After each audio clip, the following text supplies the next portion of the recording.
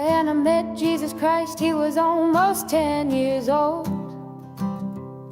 and he was helping his mother push a trolley full of all they owned. And because they couldn't find an inn they could get in, they were heading to the city and leaving Bethlehem. Couldn't you perform a miracle? I'm out of them, he said. I tried turning nothing into warmth, but it just made my mother cry. It just made my mother cry. Mary Magdalene has become a man, and tonight he's old, and she has been riding my tram. Now it's late and she's trying to sleep beneath the poster for a bank. Your dreams are important to us, as it bathes her face in gold. Come give us your natural gifts, we make wealth from toil. Come pretend for history's page that we're advancing Australia fair. Let's pretend that we're all advancing Australia fair.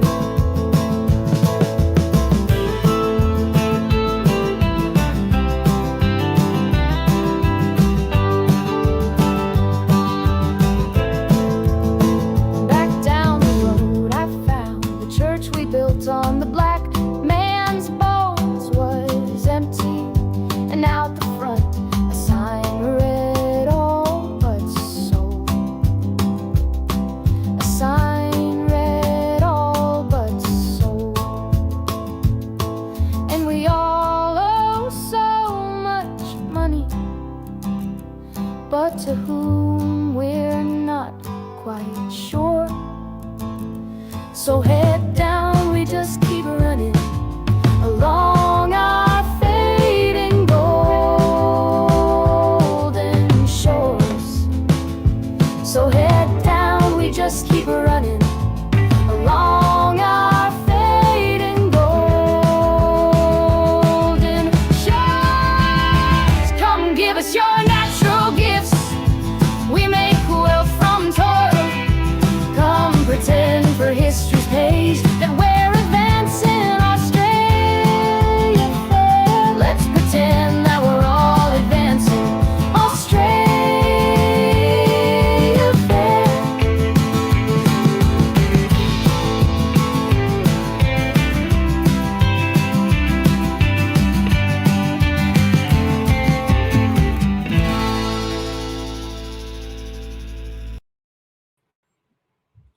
Okay, here we are, and either the times are wrong or we've been stood up. we could have a time issue, but we'll see. Yeah, so we've reached out to him. Dr. Cartland's supposed to be joining us. Miley's joining us at 8:45 and 8:45 Sydney time. But we'll wait here. While we're waiting for Dr. Cartland, he's not here at the moment. Why don't we talk about what we were talking about the other night? Epstein. I mean, it's just nuts. So do you want to lead the way? What have you been seeing that's just getting you going? Well, it's indescribable, really. The words beef jerky, grape soda, and pizza will never be the same again. So they're the code words for people who are not watching. They're the code words they believe are in the files for human flesh, especially the flesh or the blood of children. Yeah. I mean, we always said it was a spiritual war, among other things. But the sacrifice of innocence, it really goes beyond the pale. And there's been so many pages released and so many people are being revealed, and you can't help thinking, when are the arrests starting?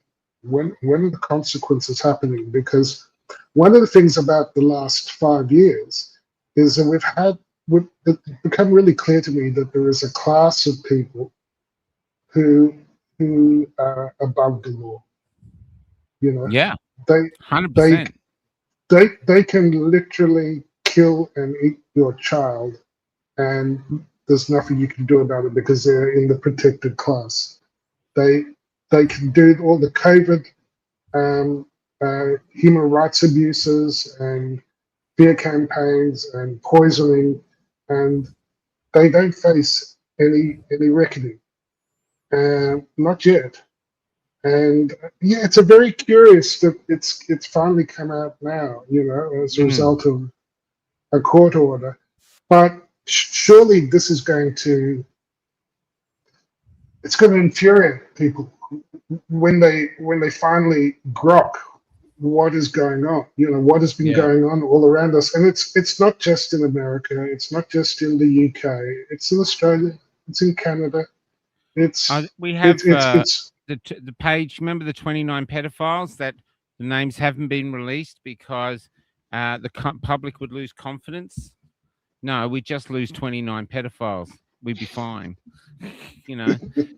So there's, you know, so it's been going on, but it really, it defies almost human logic, doesn't it? It's literally like you're dealing with vampires or something like that. It's, you know, it doesn't make it's sense. worse than them. It's like it's worse than them.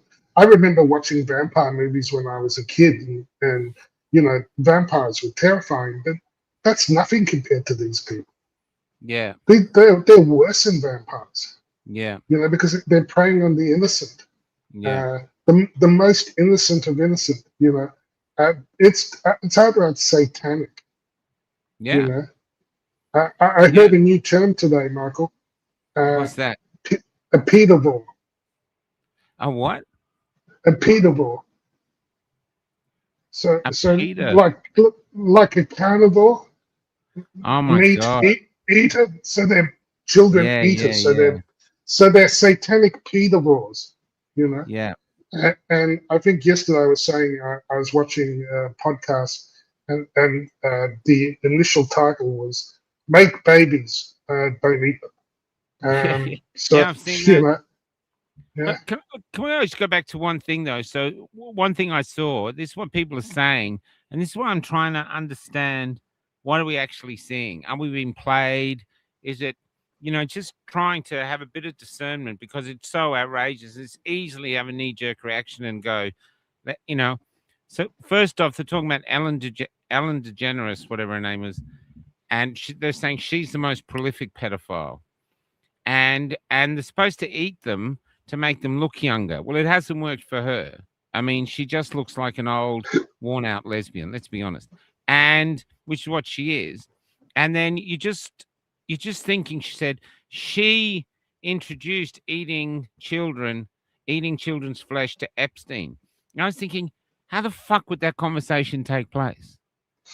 I mean, if I'm sitting there, you know, we're sitting there, you know, when I go to your place and we're sitting there, we've had a few chuffs and we're looking around at the view, and then suddenly Paul, you know, into sort of interesting culinary delights, you know, thinking, you know, maybe, you know, like, you know, how would you do it? Because surely if someone said to me, have you ever considered eating children? I'd be like, what the fuck?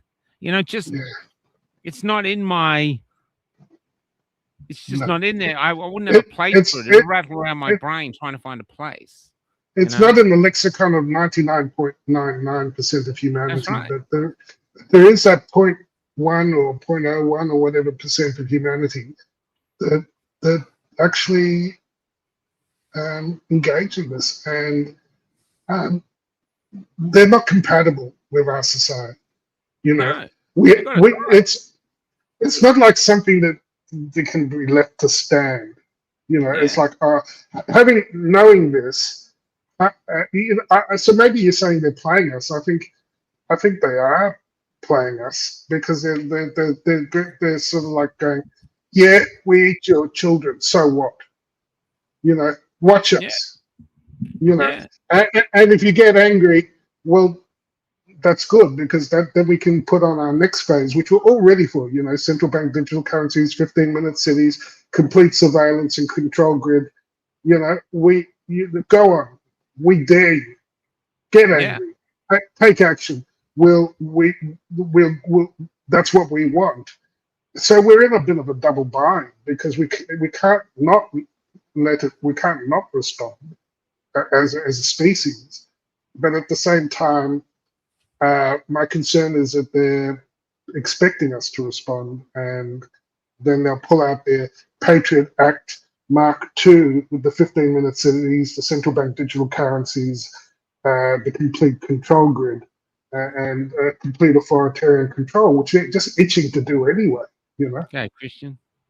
Yeah, I just have a few other little questions. Right, there's a picture of Prince Andrew, and he's on the ground. He's on top of someone. He looks up the camera. He's smiling. Now, say you were married, Paul, and you and I went to Vegas, and we get a hotel room because we had a big win, and we get some. I'm not saying this ever happened. I'm just theorizing. When we get some girls around, whether they're paid for or whether we just got lucky, and you're on the ground on top of some woman, and I take your picture. Now, I'm betting that the first thing you will say to me, delete that photo. I don't want that photo getting out. I want it. Show me. I want to see. I want to make sure it's not in the trash. But Prince Andrew is going like, put it out there. Who's going to see it? My mum, she knows I'm a pedo. I mean, I don't believe Prince Andrew would, and even Bono, there's a picture of Bono, and he's in a spa with two young women smiling. I think Bono would go, get me that camera now. He wouldn't pose for that. And so there's just a few little things that are like too good to be true. If it was a secret thing of Bono in a room, I'm not saying that didn't happen. I'm just trying to sort of be balanced and actually look at the evidence, because there was one today of a little girl sitting on a stair, and she like all upset and this, and they're saying Epstein Island, but she doesn't say anything you can understand. And it's only for a few seconds. So it could be a little girl sitting on the stairs anywhere, just be saying it's from Epstein Island. So I don't know. I'm not saying it didn't happen. I'm just a little bit super cautious that I get it. Too much honey. We're also at the moment where we're saying with AI and everything, how can we trust any photo? How can we trust even video, any video, any photo? But if you've been following the space for a little while, you're aware that this preceded AI. This has been going on for the longest time. There have been plenty of stories of people who came out and were videoed even years ago going, I remember I saw this video of this distressed woman out in public going, they're eating children, and she disappeared after that, never to be seen again. It's not just started now, and there's been other stories today. I was hearing a recording of Dan Bongiorno, who was the deputy FBI director from a few years ago, before he got the job, and he was talking about a Secret Service agent who was, given the gig to go with former President Clinton on a flight to, with Jeffrey Epstein, and he saw the little children, the young girls on the plane, and he saw Clinton go off to the back of the aircraft, and when it landed, he went to his supervisor and said, "I'm not getting back on that plane." Yeah. And they organized transfer. And this is Dan Bongiorno, who now more recently was deputy director of the FBI, who said, "Oh no, Epstein definitely killed himself. I read the file." And he looks like he's a deer in headlights. But just letting you know, Dr. Cartland has sent through something, and the time, we thought it was 10 hours, but apparently it must be longer. So the time difference, we thought it'd be 11 o'clock there. Now it's only 10:15 or something. So he might jump on. So there's a time difference. He hasn't stood us up. There's a time difference problem. Yeah. Yeah. We think it's 1984. Oh, that's another thing. Just freedom here. This is another thing. So you're telling me Bono, who basically has sung some of the greatest anthems of his decade. Let's be honest. You two, you know, he, he's going to take that iconic status, everything he's achieved, and throw it all away so that he can eat babies or whatever he. No, I think it's the other way around, Michael. I think it's the other way around. I'm beginning to wonder if anyone in entertainment or politics or the legal profession or politics haven't been itching to join. You look at the Epstein files and there were people lining up to join the gravy train, to join the club. Because, I get that. Because they want to be part of this. They want to be part of this untouchable elite that can literally do anything. And if you can engage in eating human flesh and killing of innocent and torturing of innocents, you can do anything, and this is literally. That's right. It's not that they were successful and then they lined up. I think we really have to think of anyone who's been successful in the arts or politics or in any branch of our society, and really question. I think we're riddled. This is like a cancer that's riddling our society, and we're in this bind because we cannot not act. But if we do act, it's like aggressive chemotherapy that could kill the host at the same time. Yeah. Well, the other thing too, I think all of us are in shock because Epstein, fair enough. Bill Gates, look, we could see he could be dodgy. But you think someone like, say, Tom Hanks, who's done Philadelphia, Forrest Gump, anything him? I mean, I saw a video of him where he's like showing off his knackers in a party. And I'm thinking, well, yeah, he's very famous. He's dressed up, got pissed, did it. I can understand that. He's a bloke. But torturing little children to death, torturing them so they get the adrenochrome, the adrenaline goes into their body.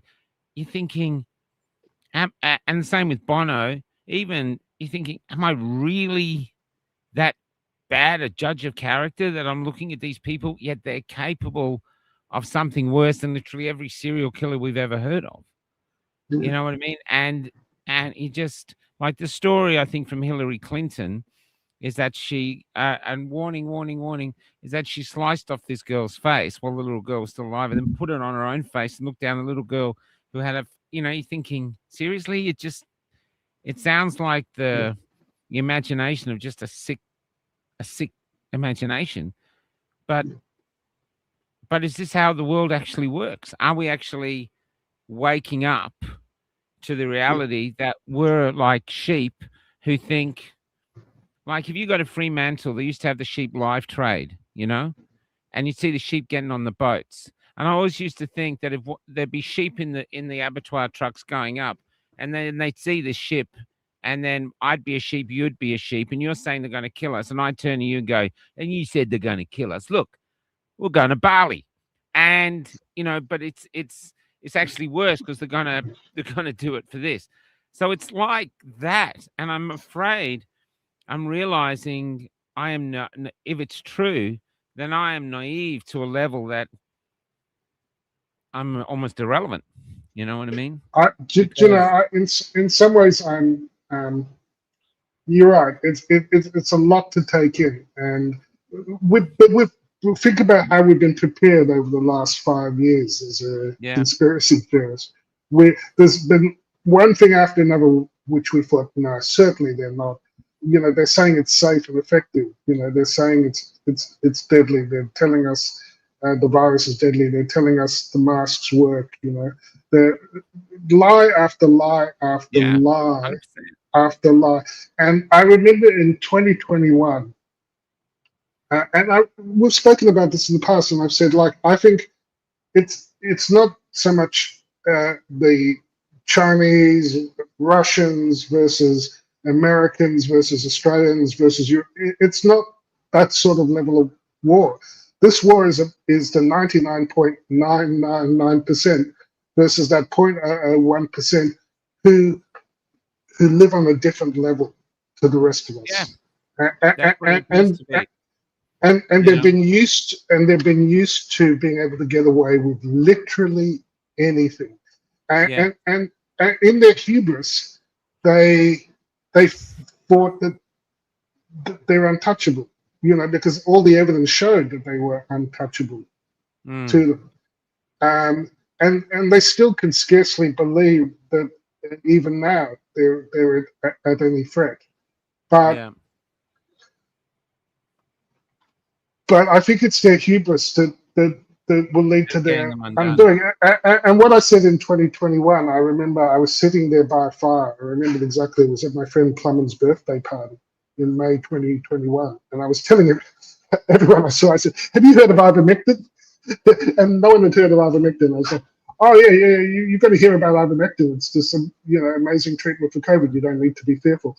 And I remember sitting there and thinking, wow, this is the war, but it's not a war that anyone can see. It's the most bizarre. If you thought it was anything like World War II or World War I or any war of the past, no, this is a war on humanity. By something that is so non-human from the perspective of the vast majority, that they might as well be aliens. They might as well be. They might as well be full-blown satanic pedophiles. And I remember at the time, I had a blessing or curse was that I could see this evil. It wasn't clear to me at the time, but I started to see the outline, the rough outlines of this evil entity, even back in 2021, and that's what compelled me to act. Even though I didn't have a clear view of it, and how I feel now about the Epstein file release is it's crisp. It's 2020 now. A few years ago I was saying to you, no, we just have to lock up all the people with private jets. We'll find the ones that are psychopaths. If we rid humanity of the psychopaths, especially the ones with their own private jets, we'll cut enemy activity by 99%. And that was a first approximation of what I was trying to talk about. Now I feel like, hell, we've got names. we've got names. We've got dates. We've got a record, but we've still got institutions which are corrupt, which are not making any effort yet to because they're screwing through all our institutions. This is how you get things like Miley and prosecution, and David Cartland's prosecution, and my prosecution, and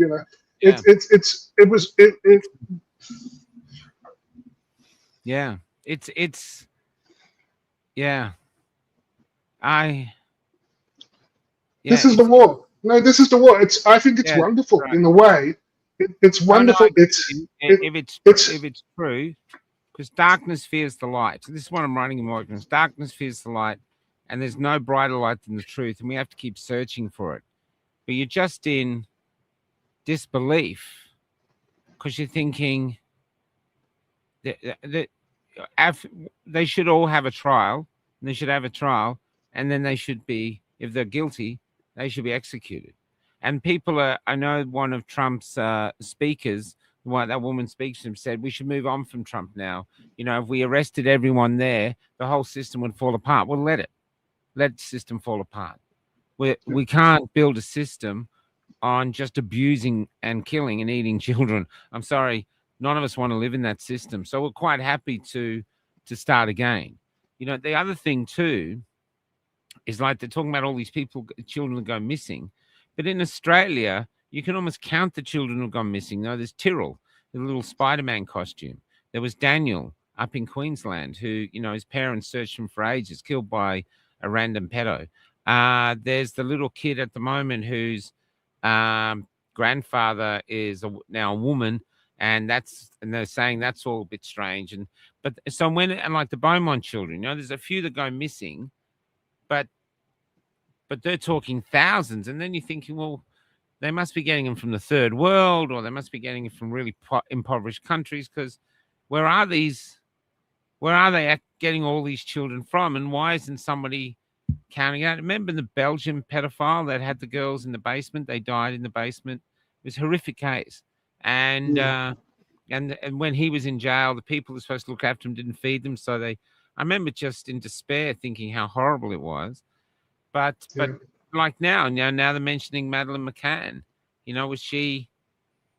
And I suspect the numbers are much higher. If it's real, and I believe it is, I'll posit that it is. I think you'll find that there are many more missing than we've been led to believe. Yeah. I saw mixed comment here. Psychopaths are fun. Yeah, they probably are 1 in 100, maybe even more common. I saw one. They had a study once. 1 in 7. I saw 1 in 7. Well, like that. That was an old study, but I don't know if it's true or not. Look, my understanding is that that there's about 1 in 100 roughly. It could be a bit higher in some studies, and depending on how you define it. But to me, they're the enemy, And you might say, look, it's no fault of their own. They were abused themselves. They were damaged, damaged, and then the cycle of abuse, and I get that. I think that's. It says here on Grok, they reckon it's about 1 to 1.5%. So some of it goes up to 4% of the population. The other thing, have you considered, Paul, that if this is true, and it seems to be true, and Australia at the moment is the second largest consumer of child porn, if it's true, then could these people who are so well protected, the satanic stuff, that they are protected by the devil? Like, if you're prepared to do this, you're prepared to go this far, you will have a charmed life. We will protect you. You become ultra famous. You become this, and so, because there's so many people now who are famous, and you look at them and going, why are you famous? Why do you, you're not that attractive. There's, and I don't want to mention names, so I don't want to come back, but you just, I don't know. I wonder if it's I will say that even if you say 1 in 100 people lack the normal levels of empathy, we know that not I'm not talking about 1 in 100 people who have private jets, who have great power, who are known in entertainment and in politics and in hold positions of power in politics and the courts. No, it's. I think the real target, like I say, they're people we all know. I'm just going to put one up here. Yeah. Go ahead, Paul. I think it's not. It's not really 1%. I think it's a fraction of a percent that are in this protected class. That are really that really engage in this. Yeah. It may be 1 in 1,000, maybe 1 in 10,000. But imagine if Imagine if we got rid of those 1 in 1,000 out of humanity. Would we be better off? And I'll start, babe. Yeah, we would be better off. I just want to read this. Estimates by the Justice US say between 460,000 and 800,000 children go missing in the States each year, according to Google. I mean, 800,000. Now, you might have a lot end up on the streets of Los Angeles. You know, they have the huge homeless problem and homeless everywhere, but that's a lot of people, you know, That's a lot of children. it's a That's lot of children. not just That's people, like children. almost 12 MCGs full of children. I mean, it's staggering. And so where are the parents of these kids? Missing. You know. So that's the Yeah. thing, you know, if there isn't a response to this, if this isn't ended, then we're living in a society which basically says we tolerate your children being taken and sacrificed to these satanic pedophiles. I just don't. My dad chauffeured you two straight to the plane door with customs and the police to make sure they left the country. They're druggies as well. The band was banned from Australia for 10 years. Bono is a prick. Okay, there's hearsay, but I saw a meme today. There's someone screaming at the head of the FBI and going, "Why aren't you arresting people?" You know, and this is where the world is. I mean, I haven't seen anyone defending it, but fuck, you know. Yeah, I remember when we did a No Goat show in Melbourne a few years ago, and they were doing tranny story time at the library. That's correct. And they were paying the police who were protecting this activity if they are identified as LGBTQIA alphabet plus minus Q Z epsilon, that they would get an extra money allowance for identifying it. They got paid for it, and their job was to stand there and prevent backlash from. And I remember I said on stage, you know, this is grooming. Yeah. This is grooming. And I remember the time it came out of my mouth, it was like, can I say that? You know, but it's absolutely grooming. You know, it's absolutely it's part of it's again. There have been shades of this evil all through the last few years. Yeah. I think what we're seeing now is we're really going to have to, as a species, decide, are we okay with having these so-called elites, which I can't call them elites. You know, I think we should call them by their true name. Yeah. You know, satanic pedophiles. Yeah. You know, there's no place. There's no place in human society for that. You know, it's such an abomination to. I don't care what religion you belong to. You just have to. Yeah. You know, speak about crimes against humanity. How does it get any more? How does it get any more florid than this? You know? Christopher. Yes. Sorry. Keep going, Paul. I was just this astonishing comment. Yeah. Keep going, mate. Apparently, there's not enough cattle in America to supply tomatoes. Yeah, I've heard that there are sausages and that they found human DNA in the meat supply. You know. Yeah. You know, so you know, they're trying to. It's just all so fucked up. It's just this so is Martin Taylor. fucked up. Vanished without a trace. 2023, 63 kids. 2024, 132 new cases. That's Australia. I wonder why those 63 kids, Martin, and the 132 cases. I wonder why they don't make the news.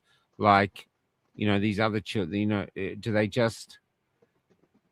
You know, these few children that went missing. Just, and then you also get to the courts.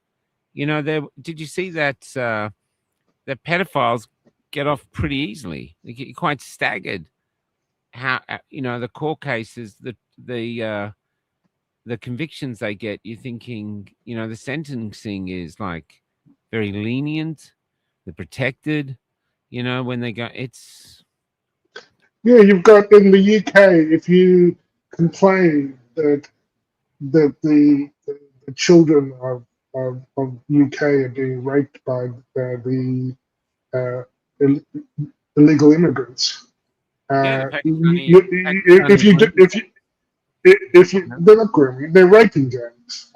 Grooming is a euphemism because they don't want you to describe what is actually going on. Yeah, They're foreign nationals, mostly men, who have been imported in military age men who have come in great numbers and are raping the Western women, and if you talk about it or tweet about it, you become they get the higher sentences.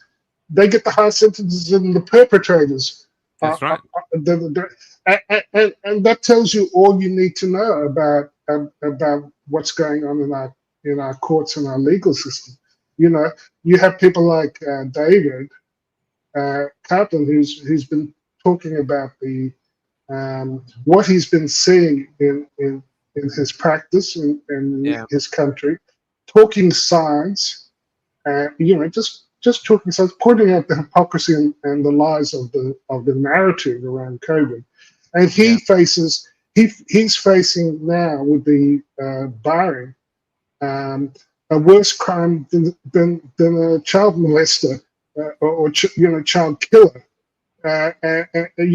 And this is a good man. So a good man who has done nothing but stand to protect the children, and protect the pregnant women.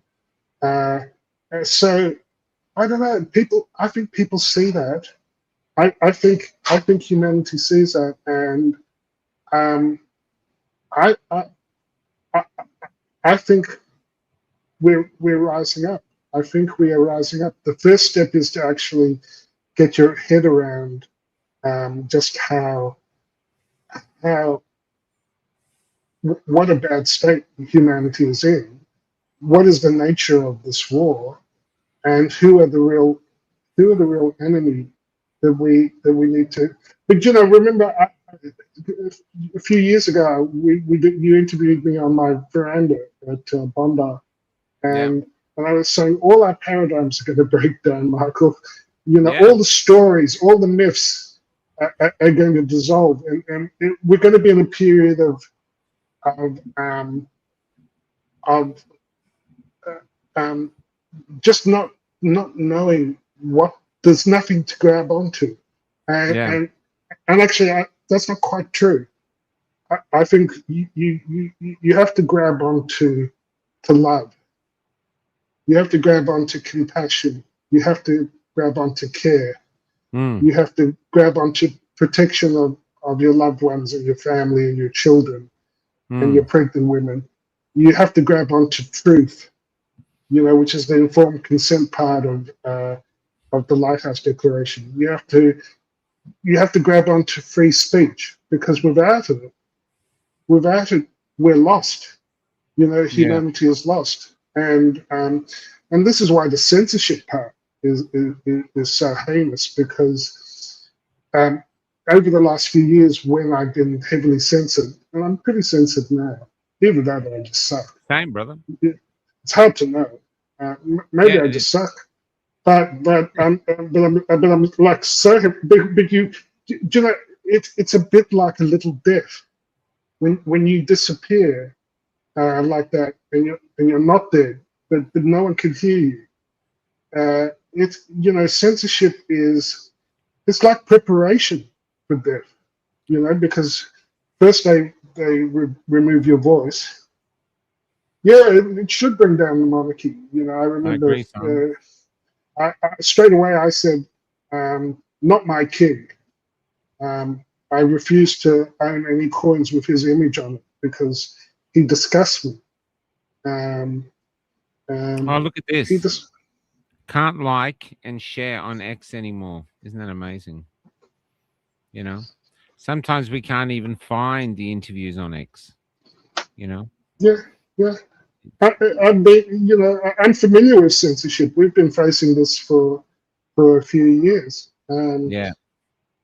but it's interesting. Why now? Do you see, if we were satanic pedophiles, we would have several million followers.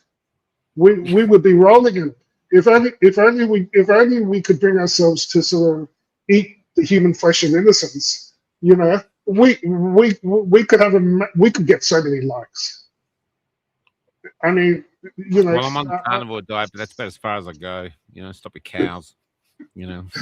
So there's but I just want to bring up something different. This was the funniest thing I've seen on Twitter all week. This is a new number plate for Victoria. Have you seen this? Victoria gangster state. I like that. We're fucked. Yeah. It's I mean, look at what's happening. I mean, look there. That it's come out now. It's all over the internet that the real story of what happened with the stairs came out really early, and everyone ignored it. You know, there's the CEO. Apparently, Dan Andrews was, you know, doing something with his daughter or his friend or his daughter's friend or something, and he got a severe kicking, and then went down the stairs, and then he vanished for 3 months. So all that thing with the back thing. Allegedly, that must have been a lie. So they knew what was happening. There's even a suggestion that some of the lockdowns went further simply to protect him. Then he's got the bike boy scandal, which is clearly dodgy as all crap. Then they got, apparently he's also linked, allegedly, to the machete bin bullshit. And that is just an absolute outrage. It's just, you know, 350 million for those few bins, F off. And then they... and now $15 billion has just vanished. They don't know where it is, and they reckon it's more than that, and it's going to gangsters. And then you're suddenly thinking, and he's still there, and he's not arrested. And you're thinking, so this is a protected man.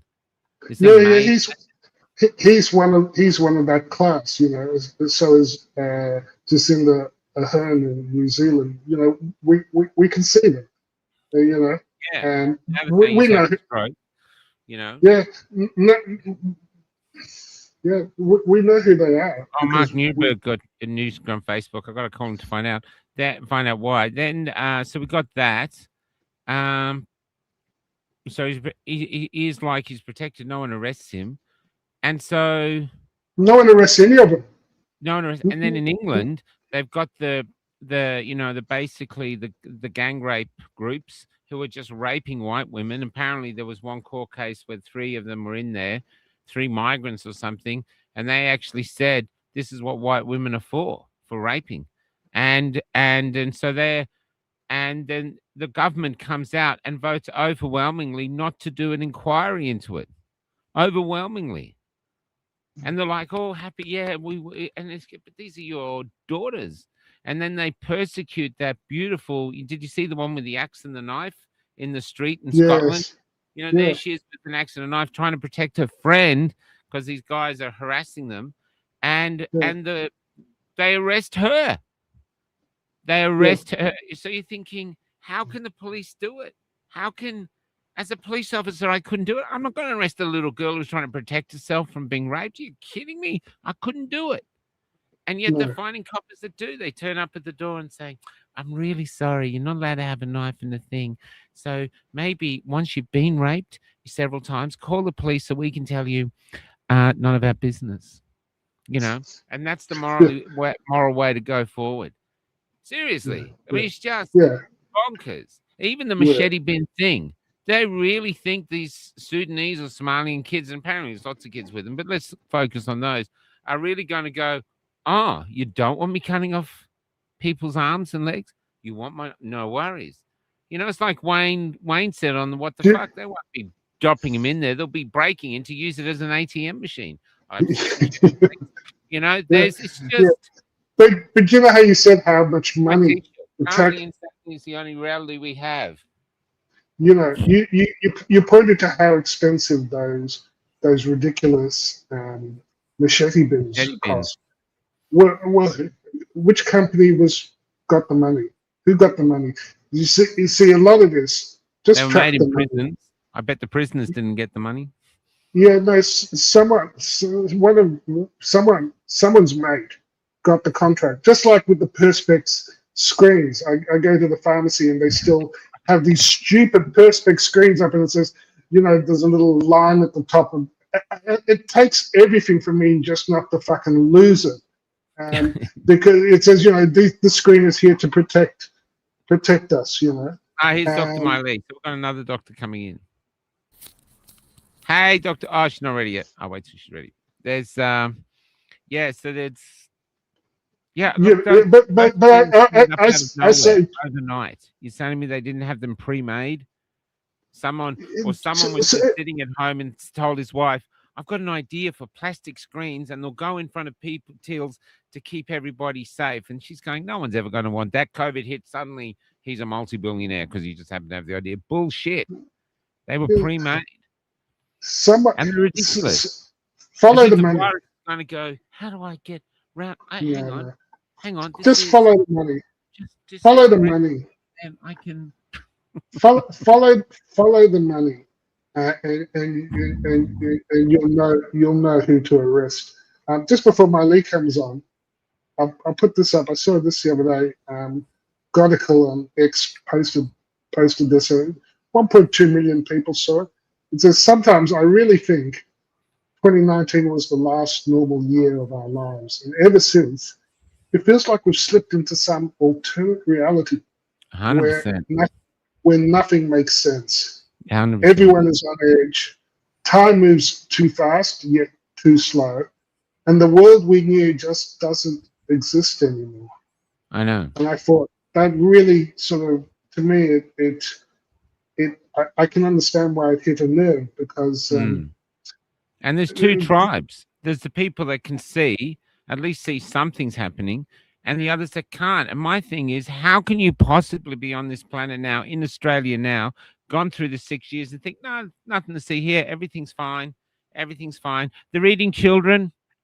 Oh, well, it must be good for them. Maybe they've got a prescription of it. Went to the doctor and the doctor said, oh, you're looking a bit old. I'll give you a prescription for, do you like Filipino kids? I've got a Filipino kid heading. Adrenochrome. Have a bag of adrenochrome. You can afford it. It's just, it is nuts. It is nuts. It is such florid evil. But let's, shall we hear what Miley? You said she's had some good news. Hello. Hey, I can't hear you. Be quiet, Miley. I'm at McDonald's because I can't because there's a blackout on my street. It just happened half an hour ago. So I think I'll just see if I can raise the volume from here. Hold on. Anyway, we screwed up with the time, Miley. So Dr. Cartland might come in soon, but he can't make it at the moment. We screwed up the time. Yeah. Yeah. There's 11 hours difference with the UK. Yeah, that's what we 10 thought. hours. Maybe 10, 11. Anyway, what's the good news? My incredible hero. That I have. The good news is I have managed to convince the Healthcare Complaints Commission that they have overcharged me for the GST on the transcript. So let me explain. The transcript wasn't, well, the Healthcare Complaints Commission doesn't normally provide a service, not that kind of service where they transcribe a transcription, an audio, and provide that kind of service to me. But what they did was you need to put the microphone back in your mouth. We can't hear it. Maybe I'll turn it up. It's full. It's on full already. So they commission a transcription company, but instead of sharing the cost with me, which is that they invoice me half and they invoice the Healthcare Commission half, and then I paid for my portion and they pay for their portion. Because they want total control, they receive the invoice of the full transcript on their own, so that I could be, so that I don't get involved in the in knowing what goes on between the Healthcare Complaints Commission and the transcription company. So when I have to obtain my transcript, I have to pay half of that cost. And what they did was that they just provide exactly half, including the GST component of the transcript. However, there's an issue with that because the GST component, they have already claimed input tax credit on that, which means that the government already allowed them to offset any expenses they have with regards to the GST. So they can't pass the half of the cost of the transcript plus the GST. They can only pass half the cost, not the GST component. But in my case, they did both. They did half the cost plus the GST as well. And I picked them up on that. So I told them, well, you're overcharging me. You have to pay me back the GST. And so today they wrote back and they said, yep, we're going to pay you back. And it's a lot of money. It's 500, it's almost 550,000, sorry, $550. So the GST is $550. Wow. Well, the transcription in total was $6,000. Yeah, I remember. So you divide 6,000 by 11. So Yeah. 10% of that is GST. So I'm going to get that back. Cool. And that is a big deal to me, you know. Any win's a win. Any Well, win's a that's victory. it. It is a win. It is Yeah, a win. man. Yeah, we yeah, so go ahead. I was going to say they didn't.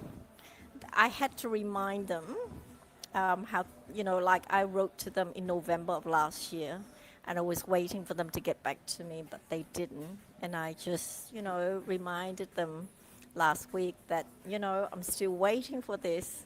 And so it came today. So they said, send me your account number and your BSB will give you the money back. Yeah. Yeah. How much money have you lost by not being able to practice for the last several years? Exactly. When are they going to pay? When are they going to pay you back for that? You know. Yeah. We were, before you came on, Miley, we were just talking about how the Epstein file dump and how floridly evil the world is and how thoroughly corrupt our institutions are. And you know, God bless you for that you're still fighting the good fight. I think my personal thing is from doing the Forest of the Fallen with Rosemary and George and the others, and like even today in the hairdresser, in the barber, you know, talking about what's gone on the last few years, and people, they get it. They ordinary people understand that what's been happening is, and to you and to David Cartland and myself was wrong. You know, that we were telling the truth, that we were following our oaths to do no harm, we were trying to protect the innocent and protect our countrymen best as we could, you know, and the fact that they still haven't given up. You know, they should have dropped your case long time ago, and I feel like we're still in enemy territory. You know, it's like you're in a Nazi court trying to argue, trying to say, actually, you know, these concentration camps are, you know, producing a lot of smoke, and we should be stopped. We should be, and I don't know how you can get justice while we still have this current regime. You know, this current regime hasn't fallen yet. They're in charge. Yeah. They're in charge. It's hard to know the truth, the degree of evilness that they've committed against humanity. It's hard to know that and not to do anything about it. Yeah, that's right. I knew this a long time ago, and I knew about the Epstein file thing as well for a long time. But but the issue with, what the government's done with regards to COVID is so evil, and I just can't not do anything.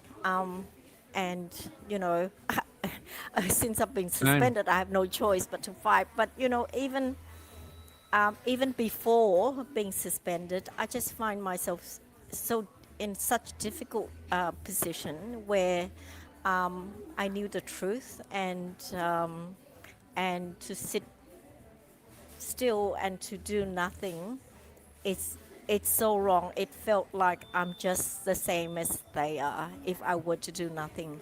So Yeah. in a way, I'm glad in a way that uh, I'm put in a position where I didn't need to give the vaccine to anyone, and I'm in the right on the right side of history. So Yeah, I feel it's a privilege, Miley. I think you and I and Michael are in privilege. We just so I feel so fortunate that in my own little way I could stand up and say, no, this is wrong. You're lying. You're causing people to be fearful where they don't need to be fearful, and you're putting them in harm's way unnecessarily, you know. And I wish I was wrong. I wish we were all wrong, but yeah, um, I think like the Rasmussen poll in America last year, more than half the population there believe the COVID shots have killed a large number of people. So it's Mm, common knowledge now, and mm, soon the satanic pedivores are going to be common knowledge, and I just don't know how it can stand. It's like a splinter for anyone in our minds, it just can't stand much longer. I don't know how it's going to manifest, but I think I you and tell you David, something, Paul, that might shock yeah. you to show, because I don't think they're stopping. I think they've got a plan for what they want, a destination, a real plan of where they're heading, and I don't think we're invited. So, but I saw this today. This is from Scotland. I'd like to thank everybody who came to the show for the support. Sorry we didn't have enough signs for everyone. We were expecting many supporters. Lesbian, gay, bisexual, transgender, pedosexual, equality and acceptance, P now, LGBTP, pedosexual. it's crazy. And this guy, the man leading the fight to make all bathrooms gender neutral, is a convicted child molester. So why is he in a position of, how could he possibly be a convicted child molester and get into a position of power? Because in a fair world, if you've got a criminal conviction, well, mate, you're going to be working in a cleaning dishes or doing Uber Eats. You're not going to get in a position of power, but these people do. The corruption is off the scale. It's almost like instantly waking up. I remember when I was at Tunks Park, Miley, there was a guy there who was a priest or a monk, I think he was. He was the head monk. You probably know him. He was the head monk of some congregation, Catholic. And he pulled me aside and said, I can't do an interview, but I'm telling you, the devil is in charge of the world at the moment. That's the fight. And when you look at what's happening with all the Epstein files and something like this, you have to accept the fact that there is an evil that we simply can't comprehend, or the majority of people can't comprehend. And so using the word the devil, I'm not saying there is one character called devil, we're using the word devil to understand that depravity is the only thing that makes sense. Because it's Michael, the good thing about people perhaps starting to believe that there is that the devil walks among us is that people of faith must believe that Jesus is close. That if he's not within each one of us who are fighting back, yeah, that God, Jesus, the opposing force it must be rising now. You know, Yeah. you know, if you didn't believe in God, then you wouldn't believe in Satan either. Mm. But when you've got more and more evidence of Satan, it makes you it orientates you towards God, you know, Yeah. or Jesus. You know, I think there is something that's really positive that's going to come from this, because frankly, you know, this current perversion that's running our societies will need a very powerful unifying force. Uh, uh, and this is, to me, this is the war of our times. It's here. Yeah, it's here. It's This is here. the war. It's let us see it. Like, look at Dr. Miley here. Now, you were born in a time in a country that was corrupted by great evil, where human life suddenly meant nothing. I remember, I don't want to upset you, but I remember the stories you told me of your mum. I thought, my God, my Lisa character, her mum sounds like another sensational character. But it meant nothing to them. And you've come from that. And instead of becoming this bitter human being, instead of giving into the evil itself or becoming a part of it, you dug your way out and became a doctor. And now the same evil is here. And I'm sorry how you've been treated. This is not legal. This is not decent. This is just evil. And people who, it's not like the banality of evil. Oh, it's just my job. It's just my job. They can't see it, but it's evil. You saved a woman's life. Their special witness said, yes, she saved their life. Well, she's a doctor. She saved someone's life. So what the fuck is she doing here at a tribunal trying to save her registration? You know, Yeah. it makes sense. Try and make that sense. Try word that in a way that it makes sense to a person who believes in common sense. And that's what we're seeing now with the EU has come out and said, oh, if say I decide that I'm a woman, then you guys got to go, yep, he's a woman. That's it. That's the EU going 2 + 2 equals whatever the fuck we say it equals. And you will comply with that, or we'll cancel you, we'll deregister you, or we'll throw you in jail on a hate crime. That's what's happening. They are coming after the truth. They are coming after, and this is where we have to stand now and go, no, and that's why I think the attraction is to Jesus, because all his proverbs that have survived all these thousands of years are simple and beautiful and powerful. And yeah, I wrote a piece today that I think COVID itself was an attack on God himself. You know, it was them Well, saying, hey, this is an act of God, you know, started with a bat and a pangolin, and it's going to kill us all. This is Armageddon. But wait, us clever humans have a vaccine, and we're going to save you from the wrath of God. You just have to join our church, the science, trust the science, and we'll protect you. When actual fact, the COVID, if it exists, was designed by human beings, and the vaccine is a piece of shit. And the best defense you had against this released COVID, this engineered virus, was your natural immunity. You just had to listen to that voice inside and go, "Yep, I got faith that I'll be okay." And here's where we are. I think the spiritual battle now is clearer than ever. We are up against great evil, and the universe is going, well, what do you guys want to do? You want to succumb to the great evil that's going to probably eradicate you? Or do you want to stand up for what is good in the universe and the world? And we call that God, you know? I think that's well, exactly where we are. we Yeah. the Bible say that you know, the devil come to steal, kill, and destroy, and that is what's happening, right? They come to steal your blessing, kill you, and to destroy you.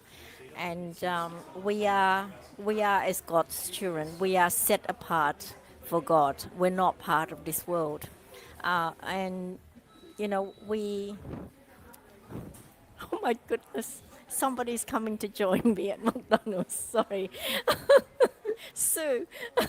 Sue found out that I'm at McDonald's and she's here. Come. Oh, you're at McDonald's. Don't eat the Yes. burgers. Eat the chicken nuggets. G'day, Sue. That's hilarious. We got everyone I here don't except need the Dr. food Cartland. here. I just came for Miley. He just Yeah. came from I Miley. got the SMS to say she's coming, but yeah. So I believe that this evil is attacking humanity, because God loves human, and God loves, we are created by God. We are created in the image of God, and so when the devil attacks humanity, it is attacking God's children. So we and for us who are awake and who know the truth, we need to fight. We need Hey, to our fight big this guy's fight here. to the very end. Oh, he's here. Shall we get him Okay. in? Sure.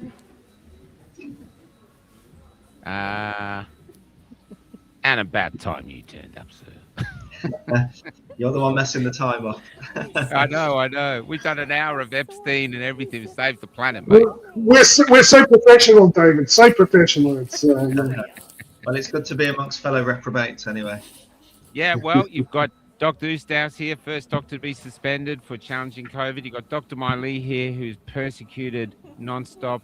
And then you take the cake, brother. They have brutalized you.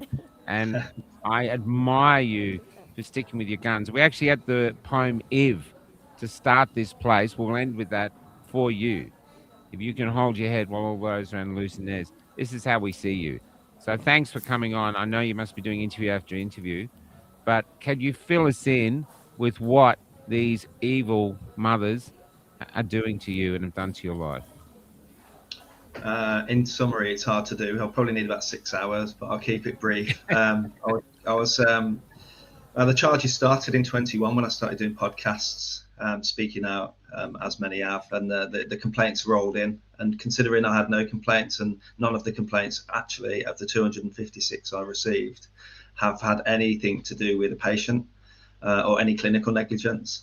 So no, long and short of it, over 3 years, I'm accumulating these 256 complaints, of which only 5 are founded and the rest are thrown out. But you have to still spend time, responding to them, and it takes a lot of time, even the do no actions. But so anyway, I was found guilty. I'll cut a very long story short. Basically, 3 doctors on Twitter that I disagreed with, one of which was a very prominent leader of trolls, and it's very difficult because unless you're on Twitter, you can't explain how absolutely outrageous it is that I've been found guilty of harassment of the biggest troll. He's just been kicked out of the Irish Medical Council for being, well, they expressed grave concerns about his credibility, put it that way, and he was the only witness. He's going around snitching on all the doctors in the Irish Council. So anyway, I've been found guilty of harassing him. I'll give you an example, and I just read this out on the previous interview. I'm going to give you an example. This is an obstetrician who was anonymized, so I'm only going to call her Dr. A. The GMC gave them all anonymity orders, and I was given public. Everything I said was public, and everything they said was private. Even their names were anonymized. So this is what I was guilty of. Now, you've got to remember, some of these tweets were from, in fact, 80% were from private Telegram groups. So how this doctor had access to my private WhatsApp group, I don't know, but you get the gist of this. Is the worst examples. This is in the MPTS determination on pages 17 to 19. Please read it. Please ask yourself as you read it, where's Dave Cartland's side of the story? Wherever his witness is, where's his witness bundle? I actually say we've disqualified Dave's own witness bundle. But anyway, this is my harassment of a doctor. Me and this doctor have history. Dr. A doesn't know what she's talking about. This is a doctor who claimed it's 100% safe to give the vaccine in pregnancy. This doctor has complained to the GMC about me. Incredible claims need incredible evidence to back them, particularly in pregnancy. It just goes on. I'll just read another from the second page just to mix it up. This doctor still can't quit her vaccine pushing addiction. Show her some love for all the babies and pregnant moms she inflicted spike protein upon.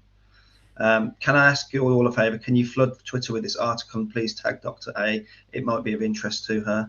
And that's it. That's how it went on. And basically, that's harassment. I mean, talk about playground antics. And the case for the other 2 doctors very similar. Playground antics. He said, she said. But what they did is they removed what I said.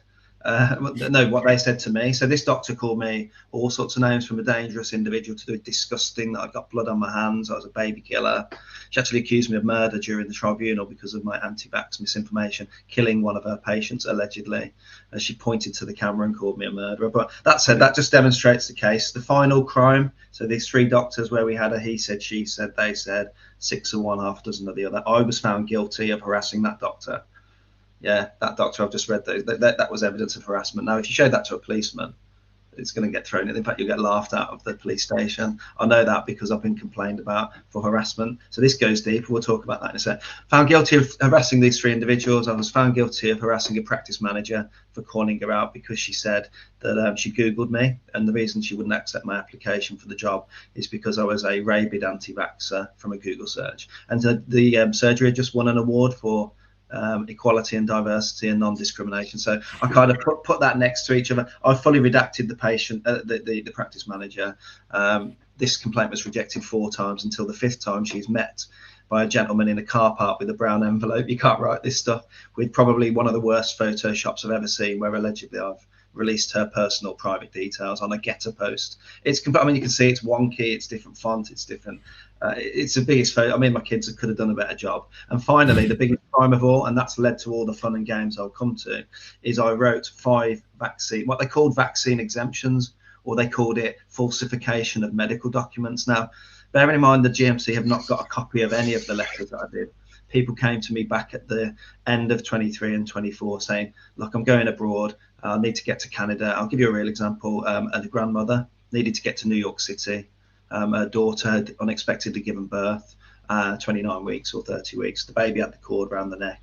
That baby was in NICU, and the mom had a postpartum hemorrhage. She was in intensive care. She had to get across, so I wrote a letter of support. And the reasons for the support were bodily autonomy, valid refusal of consent with capacity, and finally, I said I signed up to the Hippocratic Oath of do no harm. And for that principle, I believe these vaccines, but using my own opinion, are dangerous. And none of these letters were used at Border Patrol. No one was checked. They weren't added to anyone's medical notes. The GMC didn't even have a copy of said letter to be able to say what countries they were used in, what date they were given, what were the eligibility criteria and international rules that I'm allegedly flouting. And the reason is that none of that mattered. They found me guilty of dishonesty by falsification of medical notes. Now, about as twisted as you can get, really. So they're my 5 charges, four harassment charges. It's complete projection. It's complete projection, you know, and it's completely political. And they've denied you due process. You know, none of your witnesses, your evidence wasn't heard. It was a complete kangaroo court. There was no justice involved in any of it. They didn't just bring in like Joe Bloggs, the barrister. They brought in the highest barrister in the country. I don't mind naming her. It's in the public documentation. Claire Lindley. She's high up in the CPS, the Criminal Prosecution Service. And then the GMC's legally qualified chair wasn't just an average solicitor. It was a guy called Thomas Moran, who's he's now been promoted after my strike off to High Court judge. Funny that. But at the time, he was. Well, ironically, at the time, he was a terrorist and homicide barrister. Sweet irony that a terrorist and a homicide barrister was involved in my strike off. But so anyway, I'm struck off, and then the subsequent weeks. I mean, you can Google me. It's not a pleasant read. Google me. You'll see the media campaign. I was called homophobic, and the headline was "Inside the Warped Mind of Struck Off Dodgy Dr. Cartland and His Homophobia." I encourage you to all look that up. It's the biggest farcical thing you've ever read, and they've basically done. I did get the show notes. It's just you're going seriously. Well, the reason I was found to have hostility to the LGBTQ plus community, and the reason was I posted about 7 images of men in pride events, and I won't go into too much details as I don't know what time it is in New Zealand, but it's kind of watershed stuff of men with sex toys over their body, with kids in their hands, or in fetish wear, it's dogs, and you know, all this stuff. And I'm saying, is this appropriate in front of children, whether you're gay or straight? Is this appropriate from a safeguarding perspective? That was marked down. You can look in the MPTS tribunal. It says Dr. Cartland showed hostility to the LGBTQ plus community, and that stuck, and that's why that hit piece. Classmate. Yeah, I mean, it's funny because Cornwall Live actually announced I was struck off 2 days before I was struck off. One of the trials announced I've been put on this DBS list, which we'll come to now, 2 days before I was put on the DBS list. So there's inside information leaking out constantly through the process. The GMC were making my trolls aware of stuff. The GMC actively helped my victims.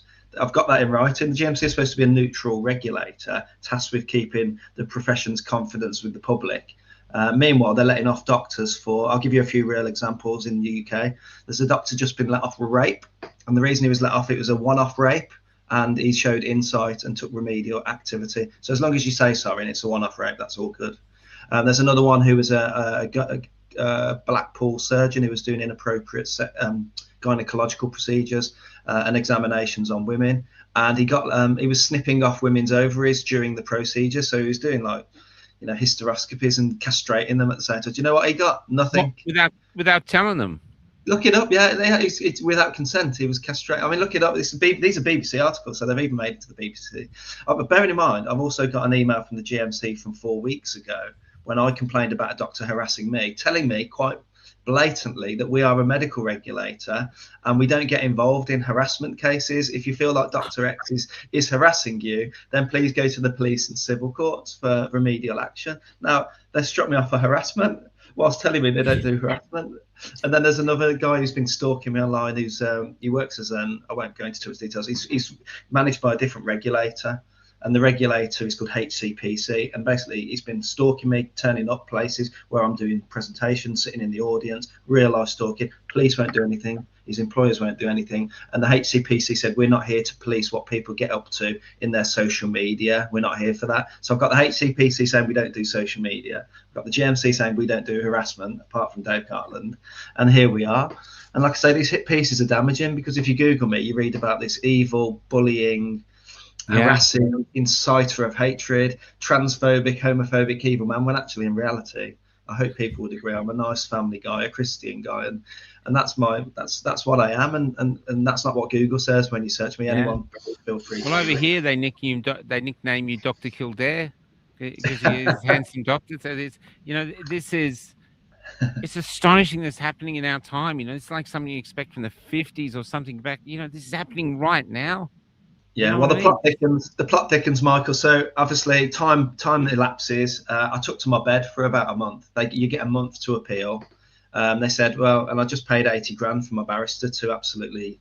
I won't say anything too bad, but he didn't. Well, I struck off, so he didn't win. So anyway, after feeling the financial pinch of 80 grand, then the GM was saying you've got 1 month to appeal to the same people. So you're just speaking to the same brick wall. It's gonna be about 22 grand plus VAT. And if you lose, you pay the GMC's costs. Now, these two idiots were on 6 grand a piece a day. And I mean, we were in and out of adjournments. This went on for 6 weeks. They couldn't make a decision without adjourning. You know, first decision they made was Dave Cartland's witnesses aren't allowed to speak, as I mentioned. I mean, how can they even stand upon that as being not? Did they give you an argument for why they can't speak, or to see why? They said we are the GMC. We are the GMC. The reason they found out about these letters I did was because a WhatsApp exchange came my way. And it was basically a person pretending to be a locum agency rep. And he got into small talk about, I'll find some work for you in Devon and Cornwall and Torquay, where I live. And the conversation soon turned to, I need to have an urgent business trip to Canada. I really, really need it. I've got 4 kids like you, Dave. This is life or death. It's a quadrupling of my salary, essentially. It was one of the trolls. The trolls were entrapping me into offering them a COVID vaccine exemption. And I said, I don't do exemption. I do letters of support for bodily autonomy, as I said, and all the rest of it. And then I offered him a consult to discuss it further. He said, how much does it cost? I said, I do them pro bono. Bearing in mind, the GMC said I falsified notes for money. And then I won't repeat the last message that came in that WhatsApp exchange. I've got a caravan to sell you for when you lose your home, you bleep, bleep, bleep, bleep, beginning with C. Anyway, this exchange ended up in the hands of none other than 2 of my 3 GMC witnesses who submitted it on the same day within half an hour of each other with identical emails to the GMC. We've been made aware of this. And then you've got the troll who did it, gloating that he's got his evidence admitted. And that's all it was. I admitted at the time I did 5 in extenuating circumstances. Now, the reason I've gone into so much detail here and explained that there's no, like I say, they haven't got a copy of the letter to even tell me, because I've got a letter next to me here, which you've probably seen, it's online. There's a system in the UK called the Criminal Records Bureau Check, and it's basically to screen any employee for, have you committed a crime? It was purely convictions. So if you were convicted of a crime, you'd be on that list. So you could, and even then it was kind of, you could use your, you could balance it up. Like there's a person that I spoke to recently who employed a caretaker. He was on the DBS list for coke. when he was younger, but he still employed him as a caretaker in his 50s. So there's a little bit of, you know, wiggle room. They've changed it now to a disclosure barring service. There's a story behind why they've changed it, but it just opens it out a little bit from criminals to people who have committed demonstrable harm to vulnerable adults or children. So they're the only two reasons you go on this list. It's a list for wrong'uns, yeah, perverts, pedos, criminals, and people who've harmed adults and children that are vulnerable. I'm on that and list. Doctors have lived up to the Hippocratic Oath. Yeah, I've been placed on that list as of last week. We put in a wonderful rebuttal saying this is an abuse, a weaponisation of something that has absolutely nothing to do with Dave Cartland's Twitter spats, and he's writing the 5 letters. And I'll quickly read this because this is the darkest bit now, and you've got to remember what they're saying here. This is the section on page 6. It's public. I posted it. And it's about the reason I'm on this list is because of the vaccine exemption certificates that weren't vaccine exemption certificates. Right, here we go. Our concerns in relation to your conduct are not impacted by the age of those in your care. If you were to work or volunteer in regulated activity or volunteer with children, you may similarly consider it acceptable to act in a way which you see fit yourself and aligns with your own ideas, beliefs, or is intentionally harmful irrespective of the impact on those who may be reliant on you. You may consider it acceptable to falsify documentation and be of the belief that you are entitled to ignore and flout policies and protocols and fail to consider your professional obligations in doing so. Furthermore, you may, another may supposition, actively go against the advice given to you, and overall it is considered that your conduct poses a considerable safeguarding risk if you were to continue to work or volunteer in regulated activity with children. We are therefore satisfied it is wholly appropriate to include you in the children's barred list. So it's basically for the crime. It's egregious. I mean, it's such an overstep. It's such nonsense that, you know, I'm sure that a lot of people around the world are rallying to your side. My concern, David, is do we have a court system that cares about justice, truth, procedural fairness, or any of that? I mean, you know, the public get it. The public can see it, at least the ones that aren't fed on a diet of BBC propaganda slop. They understand.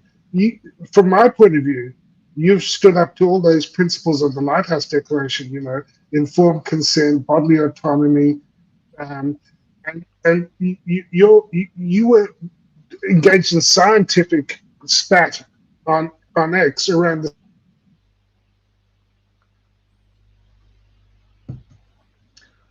We've lost Paul. He's frozen. We've lost Paul. He's frozen. There must not. Interesting. We just lost you for a bit, Paul. You just froze. You just froze the last bit of the rant. Yeah, I was just saying that. Yeah, it's interesting. I thought this new computer would solve that problem, but it's obviously gone beyond the computer. Yeah, look, my rant was just, if you can still hear me, that you were protecting and engaged in scientific debate with these trolls on X, and they couldn't claim that it was safe for children. Even our own Atagi now doesn't believe that you can that it's appropriate to give the COVID gene shots to children, and we had no long-term safety. I said that to my medical counsel in my hearing in 2021. That you know, it takes years before you can claim that you have long-term safety data. And these doctors that you were spatting with on X were claiming long-term safety when they clearly couldn't have known that there was long-term safety. And there was real concerns of harm. So, God bless you, you know, David, you're following the highest duties of a doctor. And I think that I am furious with the way they're treating you. But I'm concerned that that you can't get a fair hearing. Do you want me to make your blood boil a little bit more? Do you want me to? It goes on. There's more. So next to me, what you can't see here, these are legal letters. You can see these are legal letters. Oh my and these are legal letters for lawfare out-of-court settlements. I've had to make several laws out-of-court settlements because I can't afford to fight. You know, so I can't go into any detail because I've been effectively silenced on these cases. But I've had to settle out. So when every time I've got a bit of money together to do a judicial review, for example, somebody swoops in and liberates me of the crowd fund. So I've not been able to. So the next thing after my appeal was I could do a judicial review, but you need 50 grand to start the ball rolling. And just as you mentioned, Paul, you've got to trust the judiciary. Now, the reason I settled out of court with these guys, not only the expense, but I didn't trust the judiciary, having been through the GMC. Well, I mean, aside from that, I mean, I spend a lot of time down the police station here in Penzance being accused by the trolls of harassment of the trolls. And just a really surreal interview I had under caution 3 weeks ago, where they came around my house on a Friday evening. I took the kids swimming, and they were outside the car in an unmarked car. So I'm always a bit twitchy now with these trolls now physically stalking me. Anyway, we got a knock on the door. Female cop comes in, sets my dogs off, my 2 kids, thinking, you know, daddy's being taken away by the police lady. And I got interviewed under caution for harassment of one of he's took over from the sheep farmer guy as one of the leaders, one of the sort of coordinated central people in the troll group. And they come round to speak to me about harassment and malcoms towards him. I mean, my jaw dropped, literally dropped when they mentioned the name, and I won't mention it yet. But anyway, 10 minutes in the cop shop, they show me these tweets, and basically what I do, I've always called out liars and bullies. That's been my position. I'm guilty of that. I call out liars and I name and shame bullies. So I put a picture of him on Twitter. I said, this is Mr. X. He works in a dodgy Thai massage parlor in Pattaya. He's been posting about me 800 times. I don't know the guy. Why are you doing it? Does your wife know you stalk a man? Stuff like that. And the police were literally handing me these, saying, did you write this? Did you write for what purpose? Anyway, I went in with a ream of A4, including death threats to other people. I won't repeat again because I don't know what time it is your end, but there were X-rated. No, relax. Cafe locked out. You say what you want. Swear. Well, the one death threat was, I'm going to beat you around the head with a baseball bat until your brains come out your effing ears, or words to that effect. Now I'm reading these out, and I'm saying he just doesn't do it to me, he does it to other people. Long and short of it was, they NFA'd it, not for action. Rather than spin it around and go after him and say this is a vexatious, malicious police report, they just said, well, we've got no jurisdiction in Thailand. So all these trials, I mean, I've got one in Canada. I've got the coppers that put Belfield away. They're over in Costa Rica claiming that I'm harassing them.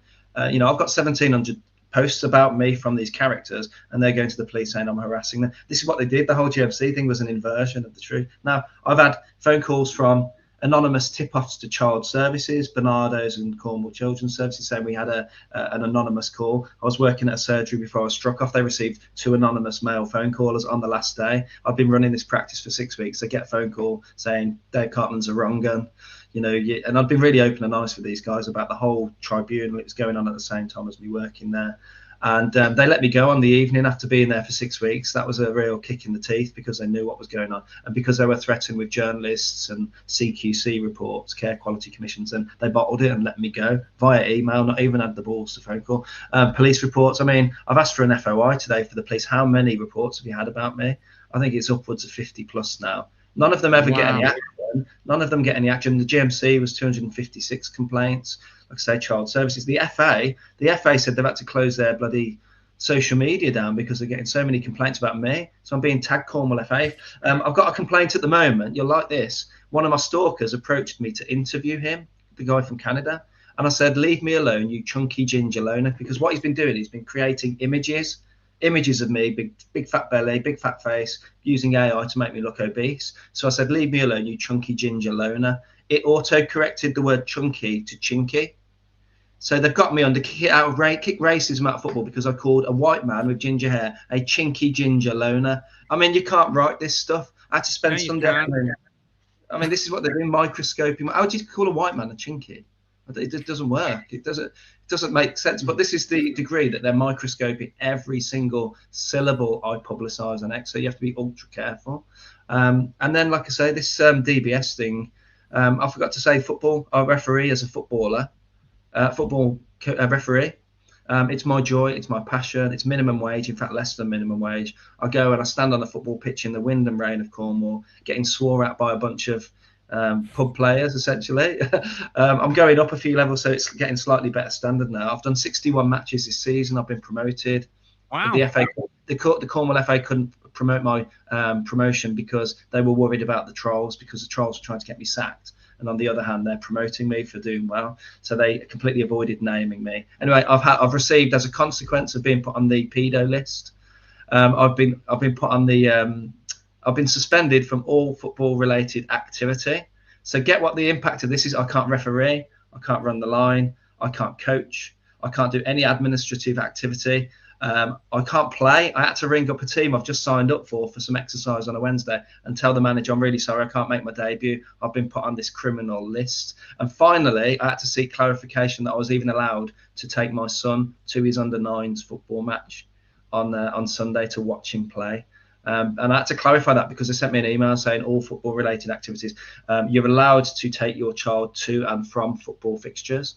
So that to me suggested that I couldn't stick around and watch the game. Yeah. So I had to seek clarification from the FA that I'm allowed to watch my 9-year-old son play football. And he actually scored yesterday, which is good, got man of the match. So I managed to get permission to watch my son play football. This is what's going on in the UK, guys. This is about as dystopian, Orwellian, totalitarian, overreach. Yeah, we're watching the UK like a living nightmare, and it's coming here.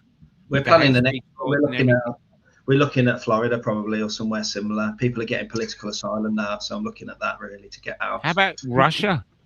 We've got people in Australia who are moving to Russia for freedom. So they've got freedom to speak. They don't even speak Russian. They have no Russian heritage, but they're going there to be free. Who thought that when we were kids would ever happen? Well, we had a case last week of a lady being convicted for silent prayer outside an abortion clinic. Yeah. Tells you all you need to know. Silent prayer. Now, in some days, we're having the same judge ruling Twitter spats and Twitter offences as criminal and convicting. There was a lady called Lucy Connolly was put in prison for 2.5 years for saying burn the hotels down with all the immigrants. And she removed it. She removed it after an hour. After she took a dog a walk and she thought better of it, removed it. 2-year prison sentence. And the same judge is letting off or suspending sentences of paedophiles on the other hand. This is what we've got now. And it's almost like they're trying to goad us into civil action now, into civil unrest. That's what Paul was saying before he came on. That's what Paul was saying. They're trying to goad us. Come on, what you going to do?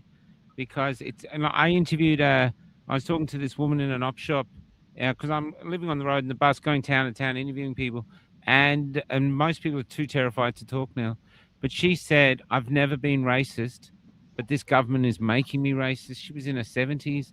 She said it's so unfair, the things that are happening. And if basically a white person speaks about it, I'm sorry, but that's true. Bang, you're cancelled. You're racist. You're this.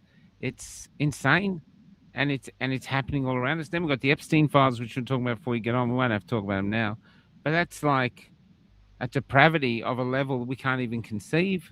And those people are walking around, no problem at all. And here you are, basically being pummeled. It's almost like they're trying to get you to top yourself, Yeah, I think that's their end game, to be honest. I've kind of concluded that's that. What they're doing to Miley.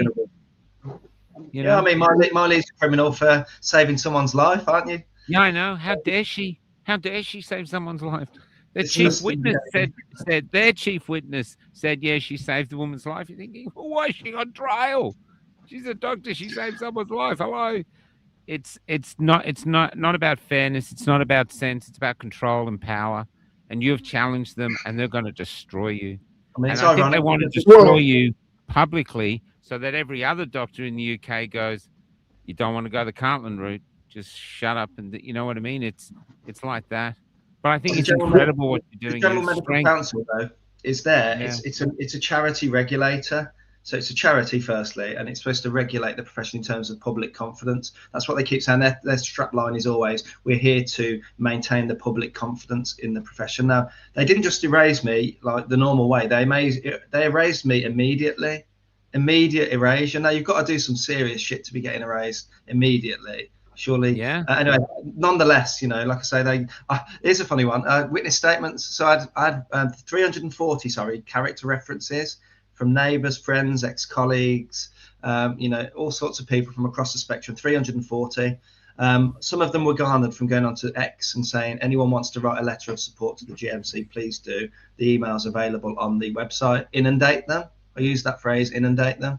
So the GMC, when they're coming to consider the sanction and to whether to chop my head off or strike me off, whatever they were going to do, or hang me in the streets, then they decided to consider, should we use these as a mitigation? They came to the conclusion, this is the head of the CPS, we're not going to allow these to be read out or considered in passing judgment here because they were illegitimately sourced, because I said on Twitter, inundate them, and that the people who wrote these do not understand the particulars of the case. It doesn't bloody well matter if it was a murder, a petty theft, or a GMC regulated you take it's a character reference, and this is how bad it got. They were literally not listening. There's a pile of 340 character witnesses, from MPs down to doctors to neighbours, or just Dave Cartland's a nice neighbour sort of stuff. They didn't listen to any of it. So I mean, they literally got rid of everything to do with my own defence. So it's so corrupt, it's laughable if it wasn't so real and evil. I can't believe this is the United Kingdom. You're talking about the United Kingdom. This was like they ended slavery. This is like the bastion of justice. The Magna Carta came from you people. Yeah. Well, ironically, I mean, the GMC is supposed to be neutral. If you type into Google later, feel free to. GMC's investment portfolio. I'm sure you know what's coming. They invest in AstraZeneca. They invest in Merck. They invest in Coca-Cola and Nestle and various other pharmaceutical interests. Now, I didn't sign up to that when I pay my £50 subs that I don't pay anymore, but they're investing in big pharma. Is that not the biggest conflict of interest? Even some of the complainants had received money from, the industry. And so, there were conflicts of interest all over my case, and here we are. I'm not seeing patients today working in the National Health Service. By the way, there are so little doctors down here. We're so understaffed. I mean, I've even offered to work at a surgery that had no doctors for one particular day. And I got the email back saying, we'd rather have no doctor than have Dr. David Cartland work for us. Oh, my God. We're going to towns here, major towns in the country, Doc, and they've got no doctor. And they secretly tell us, they go, there's no doctor in town. If you go to the doctor, they put you on a video call with a doctor 1,000 kilometers away. No, and this is like a town with say 10, 20,000 people. And it's not, we did a rant about it to find out this is common all across Australia. Yeah. And then they've got these doctors here who are, suspended or, Paul doesn't want to work there anymore, sitting there doing nothing, and people out there are suffering and dying, and they don't care because the only doctors they want are the ones that'll do exactly what they're told and won't question anything. They just want drug pushing slaves, not doctors. Well, you've got to remember, I've not been able to work in Cornwall for about 4 years nearly now. It's coming up to 4 years. But for that last little job that I did just before, it's a bit of a saviour. I had to drive 3 hours away to get that job. But what the GMC did at the start, bearing in mind, this is at the accusation stage. So Joe Bloggs on the internet writes into the GMC and says Dave Cartland's this, that and the other. So at the time, bearing in mind, no witness rebuttal, no comment from me. They wrote to me saying, we need to know your work details, where you work in and what surgeries and what hospitals. And if you don't, we're going to add that to the charge sheet. I was like, it's none of your business. But anyway, I kicked and screamed, but I still had to provide these details, a hospital and 6 surgeries. GMC write a letter, bearing in mind this was 4 years ago, saying, FYI, Dr. David Cartland, one of your locums, is being investigated, fitness to practice by the GMC for bullying, harassment, incitement of hatred, and falsification of medical notes and dishonesty. If you've got any concerns about this, doctor, please forward them on to the GMC for consideration. So not only were they bad-mouthing me to every surgery I worked at with no reason and no rebuttal from me, no comment, they also asked for actively fished, and they got some complaints out of the practices for that because I took a selfie in one of the rooms with my thumb up and a cup of coffee. That was one of the complaints. Dave Cartland's taking selfies in our clinical room. What? There was nothing in the background that was identified. So everything I did. And there's a law against that, is there? You're not supposed to. Dr. William Bay is suffering this. Dr. William Bay has 7 independent investigations into him now, even though he won his case. And he got one job in Hitchinbrook Island, and he got the same trolls attacking the place, saying you can't have this guy here, so they let him go. He is working now. Don't want to say where, but it's the same thing. Even though he beat them, they're still coming after him like crazy. Oh, they line them up. What they did with me is they literally, when I was doing the tribunal, bearing in mind all the charges from 21, 23, the case was heard in 25, so 3-year process, they string it out, the process is the punishment. But just before we got back for the second half of the fun and games at the tribunal for my striker, they contacted me at the GMC saying, we've had another complaint against you, 3 in fact. I'd been posting naturopathic cancer anecdotal, basically people who've written to me saying, I've cured my stage 4 pancreatic cancer with A, B, C, D, and E. And I wrote a beautiful disclaimer saying, these posts are nothing to do with me. They are third-party naturopaths. They're curing cancer with this list of things and anecdotes. Please seek your own doctor's advice, in particular your oncologist. And they're ringing me up saying you're promoting cancer cures on Twitter. This is against the Cancer Act. So they were lining up the next set of batch of complaints for me if by some miracle I actually won. But David, what about William Macus? He speaking of cancer cures, he's been, as I understand it, he's been attacked mercilessly in the communist state of Canada, and has been given a registration in Florida, and is involved in research now for ivermectin in cancer treatment. So maybe the answer, unfortunately, is that you have to get out of the occupied territory into a realm where a doctor who actually follows his duty, who tells the truth as he understands it, who defends his patients and provides informed consent, where that's respected, because clearly it's not respected in Australia, it's not respected in the UK. Maybe that. I'm sure. I saw the messages under your post. A lot of people saying, "Come to Florida, come to the US." We want a doctor who understands his duty, his duty of care. And I think one of the reasons they attacked you so is because you've been effective, and a doctor who understands and lives up to his duty is a sore thumb for the other 99% of doctors who haven't stood up to their duty to do no harm. I think that's it. You should. I think why deal with this corrupt, contaminated, and sick system and society? Go somewhere where you'll not only be respected for fulfilling your duty. I was saying to Miley and Michael earlier that in many ways I think we've been honored. It was. I feel like it was such an honor that they came after me in 2021 for saying what I did. In many ways my life has been transformed, but for the better. For the better. I mean, even on a family note, my daughter 3-4 years ago, she hated me. She was hissing at me when I'd get near her, and it broke my heart. And it's all transformed now. She's living with me, and here this deplorable anti-vax cooker.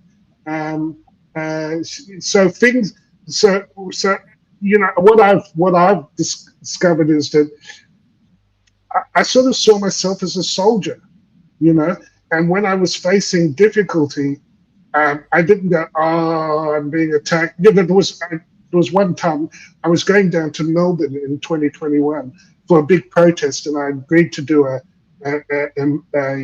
press conference with some friends who were interested in constitutional law for a member of the Defence Forces, and I'd agreed to come to dinner on Friday night with my friend Karen Faruja Cohen, and as I got 100 kilometres over Sydney, my car, the engine seized and blew up. I remember that. And so here I was in the rain, in the middle of nowhere, and I was thinking, well, you'd think, okay, things are tough, it's not meant to be. I became even more determined to go. Karen had a friend who needed a car to be driven down to Melbourne. I got in that car, drove to Melbourne, got to just north of the border, and the second engine in 12 hours blew up on me. It literally blew a head gasket, and I ended up having to sleep in the car overnight, and then I managed to get a car into Melbourne, and the rest is. It transformed my life because I had this view that I was a soldier. You expect to be attacked. You expect to cop shit. You expect things not to go the way you want. But it just made me more determined. And by going to Melbourne on that trip, I met the people that transformed my life, that gave me the arguments that I was going to use in the Supreme Court a few months later. So I see you as a soldier. I see Miley as a soldier. I see myself as a soldier. We will face difficulty, but by by sticking to your duty and your oath, you've already won. You've already won, brother. You can't lose. None of us can. We've already been blessed. We've been blessed just by engaging in the battle. So don't worry about these setbacks. I don't know how it's going to work out for you, but I'm sure that it will, because we have the forces. The motivation is good. It's loving. It's protective. It's compassion. It's goodness. You can't lose. Yeah, I echo that sentiment. Really, there's like I say, it's attritional. I mean, I've still got a smile on my face, laughing as I'm telling you that I'm being banned. Yeah, you do, man. All They're not breaking you. I'm fully hoping for a lottery win. Grind you down. Yeah, I'm hoping for a lottery win. That'll be good. That'll sort me out. Have you thought of writing a book? Got one. Can I flash it up? Yeah, absolutely. Send us any links to that, and I'll publicize it. We've actually got a bad book company now over here. So send us the links. We'll get it up and going. There's people. 2 books. I got 2 books. Yeah. Oh, do you want to see that one as well? Yeah, might as well. Yeah, go ahead. So when I was suffering from bad insomnia, I decided to get up at 3 o'clock in the morning and write some poems about. So one of my poems is called COVID Cultists. One's called Maskaholics Anonymous. And then there's Doctor's Despair, which the book's named after. So, and then there's a compendium of other people that were awake in the UK at the time that were sort of speaking. They wrote a bit of poetry. So that's quite an interesting one, because it's like fingers up to the establishment. But yeah, going back to me, I mean, in terms of what the reason I do this every day is, as well as my own patients and all the rest of it, is my grandkids. They're not born yet. But when they're born, I want them to look at, not the Google search of Dave Cartland, but I want them to read these books. I want them to watch these videos and interviews and say, you were a soldier in that war. What did you do to help me, Granddad? Hopefully I haven't been bumped off by then. Well, once someone said in here, that selfie you took, what about the nurses dancing? Well, the greatest pandemic in the world we've ever faced, and they're all getting up and doing rehearsed dancings and they're all doing it. That's not an issue. Hello? No. But if we're looking for fairness, we're not going to find it in these systems. We're not. As far as they're concerned, they want you gone or to use you to and the same with Miley, same with Dr. Paul. All the doctors we've interviewed over here have been put through hell. And I think it's not even just aimed as to them. It's to control all the other doctors. And what you really need is you need the other doctors to sit there and going, why am I a doctor? Is it just to make money? Or is it actually, do I believe in the Hippocratic Oath? And if you believe in the Hippocratic Oath, then now's the time to stand, because they can't get rid of all of you. But that's what they need to do. You're a beacon of hope, because you're literally standing by the Hippocratic Oath, and we benefit. We benefit. They've drafted it out at med schools. I mean, when I was one of the last people that stood up with my hand on my heart and said, it's an unusual statement, but the most important bit is first do no harm. And then it was opt in and opt out. So some people could sit down, some could stand up in the years after I graduated. But now it's completely phased out. So I mean, why would you phase out? Yeah, Dr. William Bay told us that they don't do it anymore, so no one's obligated to do it. And the public doesn't know that. But going back to the point you just made about prohibitive effect of, I mean, the amount of messages I get every day from nurses, doctors, paramedics, even in person, pat, well done, Dave, you spoke out, balls of steel, etc.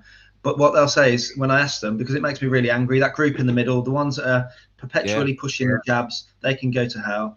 You've got the people who have woke up from the beginning, and you've got the group in the middle that know exactly what's going on. Believe me, I speak to enough of them. And I say, well, why aren't you speaking out? And the original response was money, finances, pension, kids in private school, and that very quickly changed to, well, we've seen what they've done to you and every other doctor in the UK. There's not a doctor in the UK, but for Asim Malhotra, and they're coming after him as we speak, that spoke out. They struck off my good friend who's a forensic psychiatrist, Danny Armstrong, and if you read the BMJ, it says, Dr. Daniel Armstrong struck off for questioning the safety and efficacy of the COVID-19 vaccine. And then in my tribunal, they've told me my case is absolutely nothing to do with COVID-19. They said Dr. Cartland is entitled to his views, even if they're not in keeping with the consensus opinion. He's protected under freedom of speech. That doesn't help my friend who was struck off, or Mohammed Adil, who was struck off for voicing his genuinely held beliefs. What is this? No one owns the science. Science is always debate, as we all know. It's never, ever settled. And this, I think they used to be. Well, science is now a religion. I wrote about it today saying, I actually believe, I know you're a Christian. I wrote a thing today saying, I think COVID was an attack on God itself. And basically they were saying, look, this God has unleashed this pandemic upon us. It's the wrath. Maybe it's Armageddon, but it's okay because we've got the cure. Us mere mortals have created a vaccine that will protect you from God's wrath. You know, and it's actually this attack on God. And they, all the churches over here, especially I was from Melbourne, all the churches were closed, but all the vaccination centers were open. And every morning the new mass would happen. They get on with the premier and everyone else. Oh, we lost this people last night. We lost this people last night. You know, pruned by this malicious God. But if you actually take our vaccine, roll up your sleeve, we'll protect you. And if you all take it, we'll all protect ourselves from God. That's what they were actually saying. They never said those words, but they did. Because one thing you notice, Doctor, you go back, any other natural disaster in history, the politicians always go, let's keep the family and the victims in our prayers. But with COVID, they never said that. They never mentioned God. I know it sounds a bizarre conspiracy. I'm not even a massive Christian. I'm just a believer now. But they never mentioned God. First time ever. And this is what it is. We're facing true evil, brother. We always think about God and the devil as like, you know, outdated concepts, almost like fairy tales in the Bible. But what if it's real? What if we're facing pure evil? And it's just that's just why everyone can feel this is a spiritual war. And you're a spiritual warrior. It's an honor to have you on. We talked about this. It's an honor to have you on. You're a profound spiritual warrior, and your grandkids will know, because even if they fuck you over in the social media and the press will come in, the people will remember, and the people will tell you, yeah, you truly are, man. Yeah, you're known over here. When I said Dr. Cartland's coming on, everyone knows you. In Australia, mate, everyone knows you. You know. That's good to know. Yeah. That's good to know. Yeah, it's true, man. You've got a global. One good thing about COVID in the last 5 years, and there was a lot of evil, but the good thing is that we have now a global movement of warriors that are opposing this, and we will win. We will win, and this will transform. And you know, you're up there. You know, as one of our most effective warriors. You know, and you shouldn't don't lose heart, because like I said, things do transform, and I have very little doubt that these circumstances at the moment will transform. But in the short term, you know, there is difficulty, and there are only a few times in our life where we look back and we look at our difficulty and it's sweet. Like when I described those two engines blowing up and all that hassle and difficulty, it's sweet. It's sweet because you realize that it made me who I was. So I don't regret a moment of what's happened in the last 5 years. And I'm sure this is going to transform for you too. What is the most skillful part? I don't know, but pray on it, you know, and it will come. And you've got to know that we've got your back, brother. We've got your back. You know, we will share your book. We will share your fundraising, and you'll land on your feet. I have little doubt. Well, I always get asked, "Well, do you regret it? Would you do anything differently?" Yeah, probably. Sometimes the delivery was always, you know, retaliating to trolls was never a wise move. But you know, you poke the bear. I mean, I've just done an interview before this where they showed some of the awful images of me with a paedophile, Jimmy Savile, in bed with him, or as Hitler. There's a picture of me with Hitler's moustache and Ku Klux Klan, and I'm on the Epstein list apparently. I mean, this is what I have to put up with. But going back to why I got into this position in the first place, that's why I always think, why me? Why me? What did I do that got me this targeting? And you know, I have to remember I've got really extreme views on certain things. My extreme views are as follows. I believe in medical ethics, including informed consent. I believe that lockdowns are useless as according to evidence-based practice. I think that children and pregnant women need special protection, and the evidence just simply wasn't there. A, as an indication to vaccinate them, and B, it wasn't there to show to say they lab-ratted children and pregnant women. And finally, the biggest crime of all, I helped the vaccine injured. by listening to them and researching for them and directing them and giving the odd falsified medical note / letter of support for said bodily autonomy. So throw away the key as far as I'm concerned. It was bullshit. But just to say, you didn't deserve what's happened to you because you poked the bear. You were attacked by a psychotic crazy bear. You know, it wasn't that you deserved any of this. You didn't.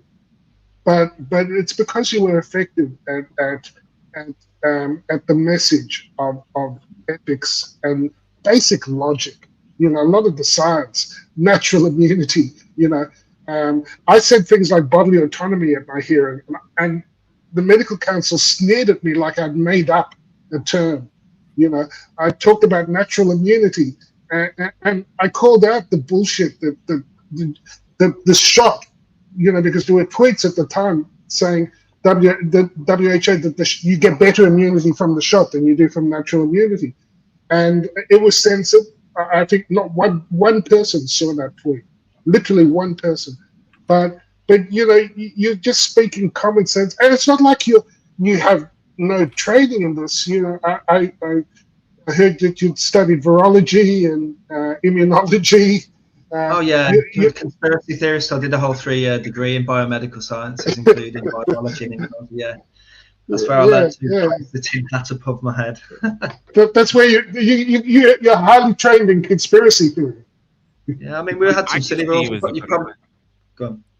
I could see you as a great speaker, actually going town hall to town hall, speaking your truth. I think you draw a crowd because I think the whole world now. I call it, we're a part of an army of light. We don't know who's in charge. There's no generals. There's no thing. You just join it. And the only thing that bonds us is common sense, decency, humanity. I mean, the only thing the government's got over us is they've got the money. So people think, well, how am I going to pay their mortgage? You know, the government gives us money. You take away the government's money, they got fuck all to offer us. They're just offering us tyranny. They're offering us to take us somewhere that's not conducive to the human soul. This is what we're fighting for. So it's going to hurt now. I mean, it does hurt. You know, we're all used to it, but we're becoming veterans. We're becoming veterans with this now, and that's what you are. But it's an army of light. I could see you touring America. They won't probably even let you into Australia, to be honest. They won't let you in, but the people would flock to see you if they did, and that's probably why they won't let you in. This is what we're fighting. But I could see you. I mean, podcast is one thing, but I could see you on stage, and everything you're saying tonight. Show the images of what the troll's done. You show everything. You'd fire people up. Now, you'd be more scary to them actually out in the public where they couldn't just use AI to censor you. You'd be out there speaking people to people. Yeah. You're a dangerous man now to them because of that. Yeah, I know, and the level that they've gone to. I mean, it's not like we covered a lot of what they've done. I mean, they've contacted my ex-wife for hit pieces. In fact, my ex-wife has now mysteriously created an account on X where she has 55 followers, and all 55 are the trolls. You know, including the guy who was pulled into the police station over harassing. He's following my ex-wife. In fact, 2 of my victims of the GMC case are following my ex-wife. Explain that to me. You know, and it gets. I mean, my neighbours have been contacted, locals. You know, it's just the recent one is following me to football matches. So the FA, when I get a match appointed to me, the trolls then publish that and say anyone in and around the area go. And one of the guys threatened to come and set fire to me and pour diesel on me through a fire extinguisher. And you go to the police station and explain that somebody's going to set fire to me, and there's no action. You know, every time I go to the police station, the one policeman yawned at me, literally yawned in my face when I was going to report 6 of these individuals, and they'd got in ahead of me. I turned up to report these 6 individuals. It took me all the courage in the world. I went with a retired police detective, all my paperwork, and they said, "Oh, Dr. Cartland, you saved us the trip." I was like, "Oh, that's a bit strange." And they said, "Oh, you've had 6 reports in 2 days of your malcoms and harassment." And I said, "Who are they?" And they read the 6 names I'd gone in to report. This is these twisted antics that they get up to. Like, literally, I'm now unemployable as it stands. So, by the way, anyone watching, if anyone's got a job for me, bearing in mind I'm a criminal list and I'm a disgraced bully, you know, just considering looking at the wider lens here, and it's difficult. The practical skills are, I mean, the practical issues are, I've got a mortgage, I've got 4 kids, I've got, you know, practical issues here as well as the legal costs. So I applied over Christmas for some driving work. You know, I thought it'd be nice to just drive around Cornwall delivering stuff, Christmas presents like Santa Claus. And I applied for the jobs. And obviously they get the CV through from this guy who's got a first-class honours degree in biomedical science. He's got a master's in cardiovascular medicine. He's a published author and scientist, A&E trained GP, surgically trained in minor ops.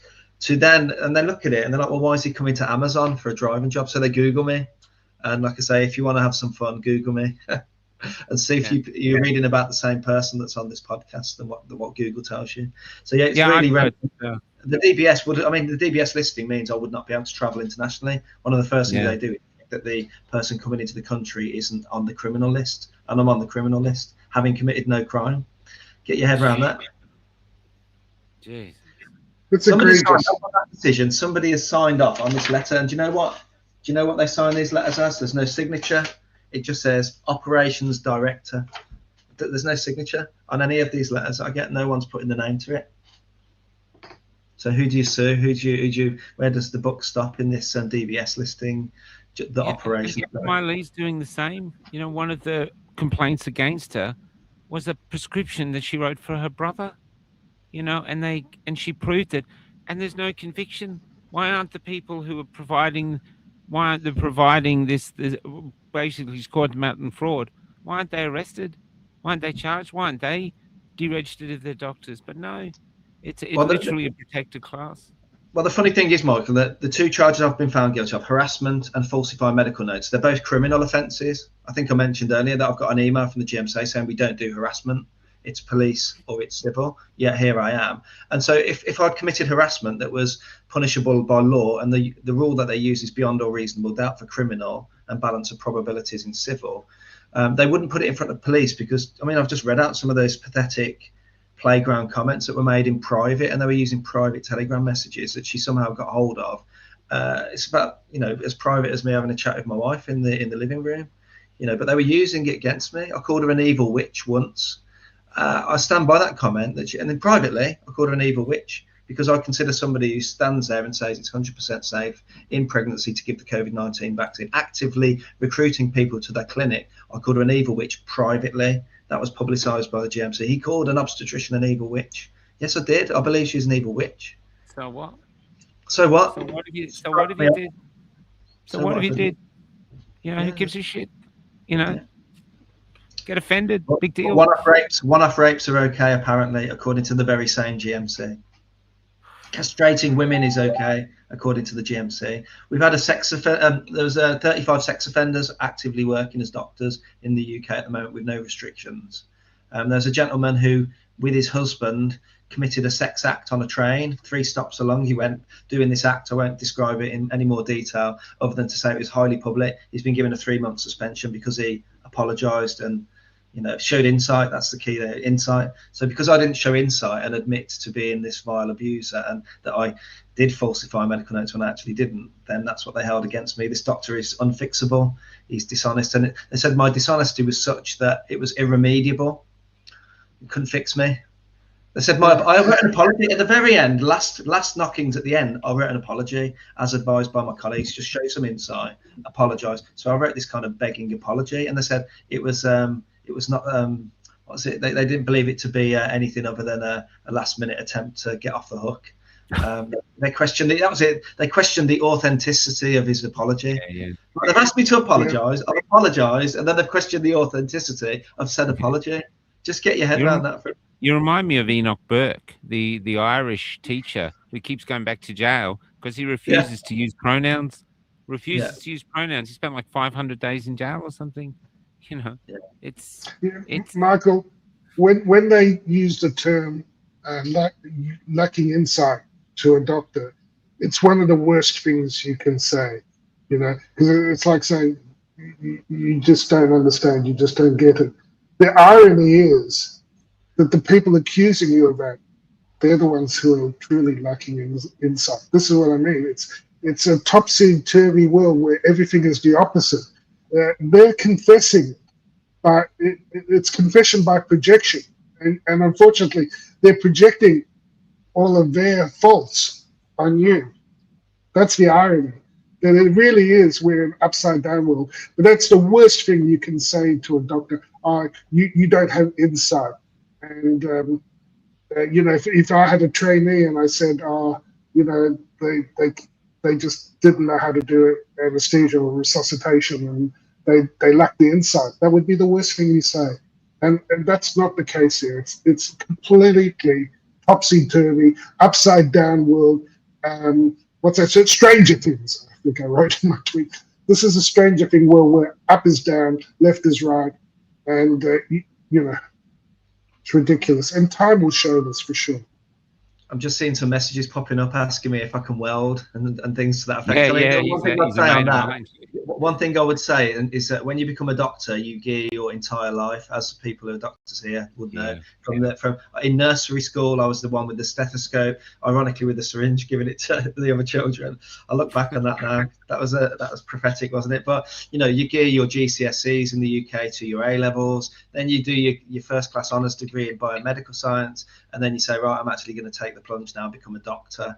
And it takes, like I say, I've been 17, 18 years. It will be this year that I'd have been a doctor. 10 years it took me to train. I did the long route with a degree, master's, and an undergraduate medical degree.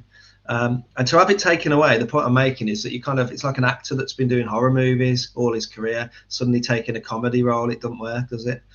Same thing here. I don't know how to do anything else. The only other thing I knew how to do was referee football matches as an ex-player, and to do that, and that's been taken away. And now with this DBS list, it literally is unemployable. You can't get you have great talent, David.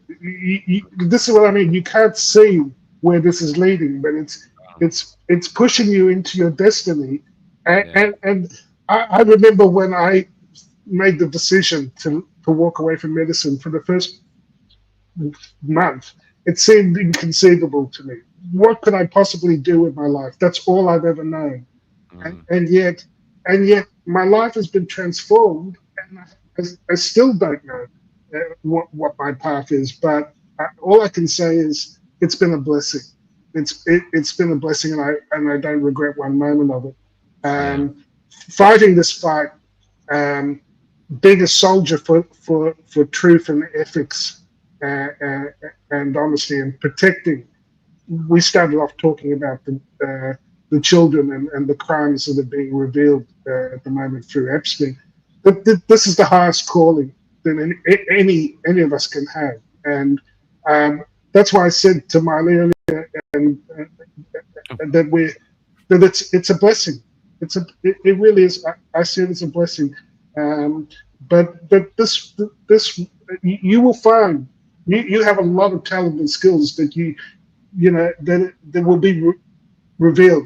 They're not closing off. They're pushing you towards your higher purpose. And I look forward to it. I really look forward to it. Yeah. Look at me, Doc. I was living as a playwright in Australia, which is really fucking hard because no one in Australia goes to see theatre. They just don't, especially new theatre. They just don't do it. And yet I made it. And I was on the way to getting really, really big, even a millionaire, because the army was taking one of my plays and touring it. And so, but they wanted me to segregate audiences. That's what they wanted me to do. Only the vaccinated could come see it. And I did a post. I'm not doing that. It's a cancel the culture, so I won't participate. Now the ABC sends us a thing to say, because of Michael has devolved into a lie-spewing anti-vaxxer surrounded by vile human beings, we can no longer support his work.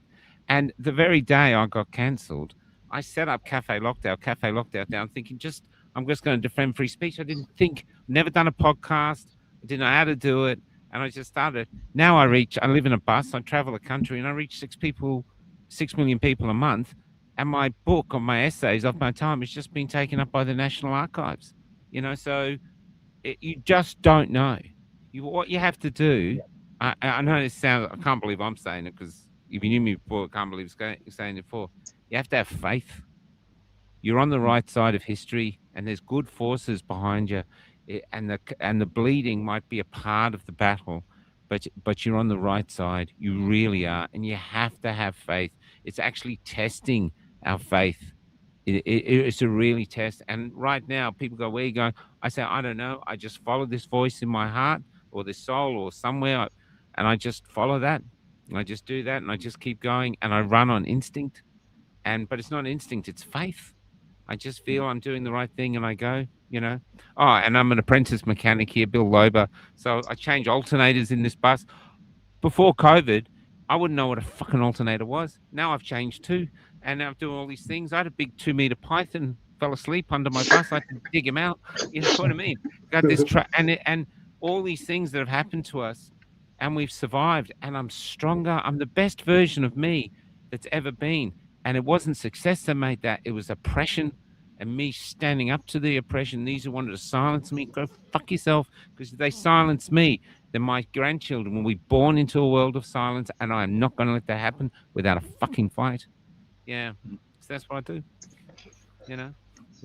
Look at us 3 granddads here fighting for humanity. Granddads to be, future granddads. Yeah, that's right, man. We'll either vanish into history or who knows, but we're on the right side, and we got to do it. It's no other choice. Once you start, you can't sit down. That's it. Yeah. No, we love you, David. We love you. Yeah. Thanks for coming on. Sorry for screwing up the time. Thanks for coming on. It's been great. I hope you do a load of interviews. Hopefully we see you on 60 Minutes. Maybe America, they might do it. But you're a great man. Yeah. And it took this bullshit to separate the wheat from the chaff. Yeah. Thank you, guys. I'm going to go out with the Eve song. Have a listen to it.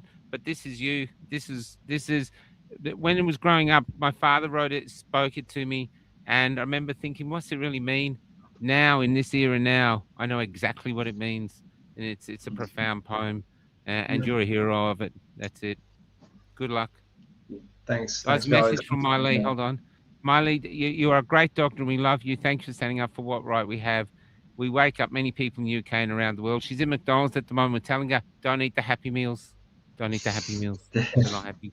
Yeah. All right. What's in those burgers? Oh, where do they follow Dave? We'll put all the links in the show notes. Get on Twitter, Dr. Cartland. Get on the Dr. Cartland there. That's probably the best. And if you find the time, send us an email. Send us all the links for your book and stuff. We've got a banned book company now. Books are selling, and we'll put it there, and we'll just send you the orders as they come through. We'll help it any way we can. Okay. I'll pass all that on to you. Thank you ever so much, guys, for having me. Speak soon. God bless you. Take care. Stay strong, brother. See ya. Thank you. This is Iv with John Hurt. If you can keep your head. Paul, you are sensational tonight, mate. Sensational you were, brother. Thank you. Good night.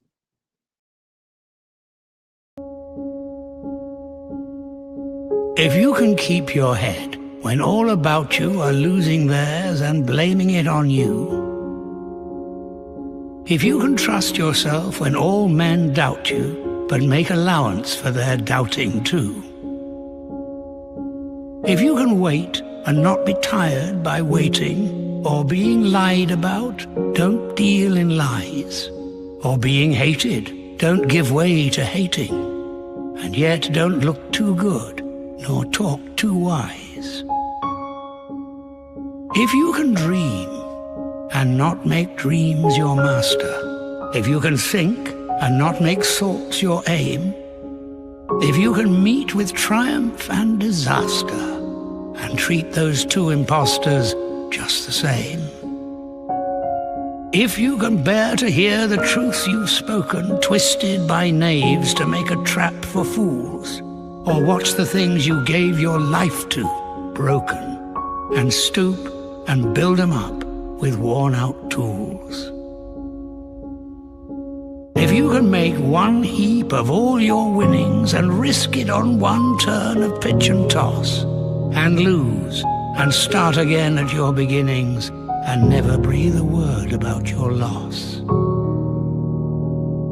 If you can force your heart and nerve and sinew to serve your turn long after they're gone, and so hold on when there is nothing in you except the will which says to them, hold on.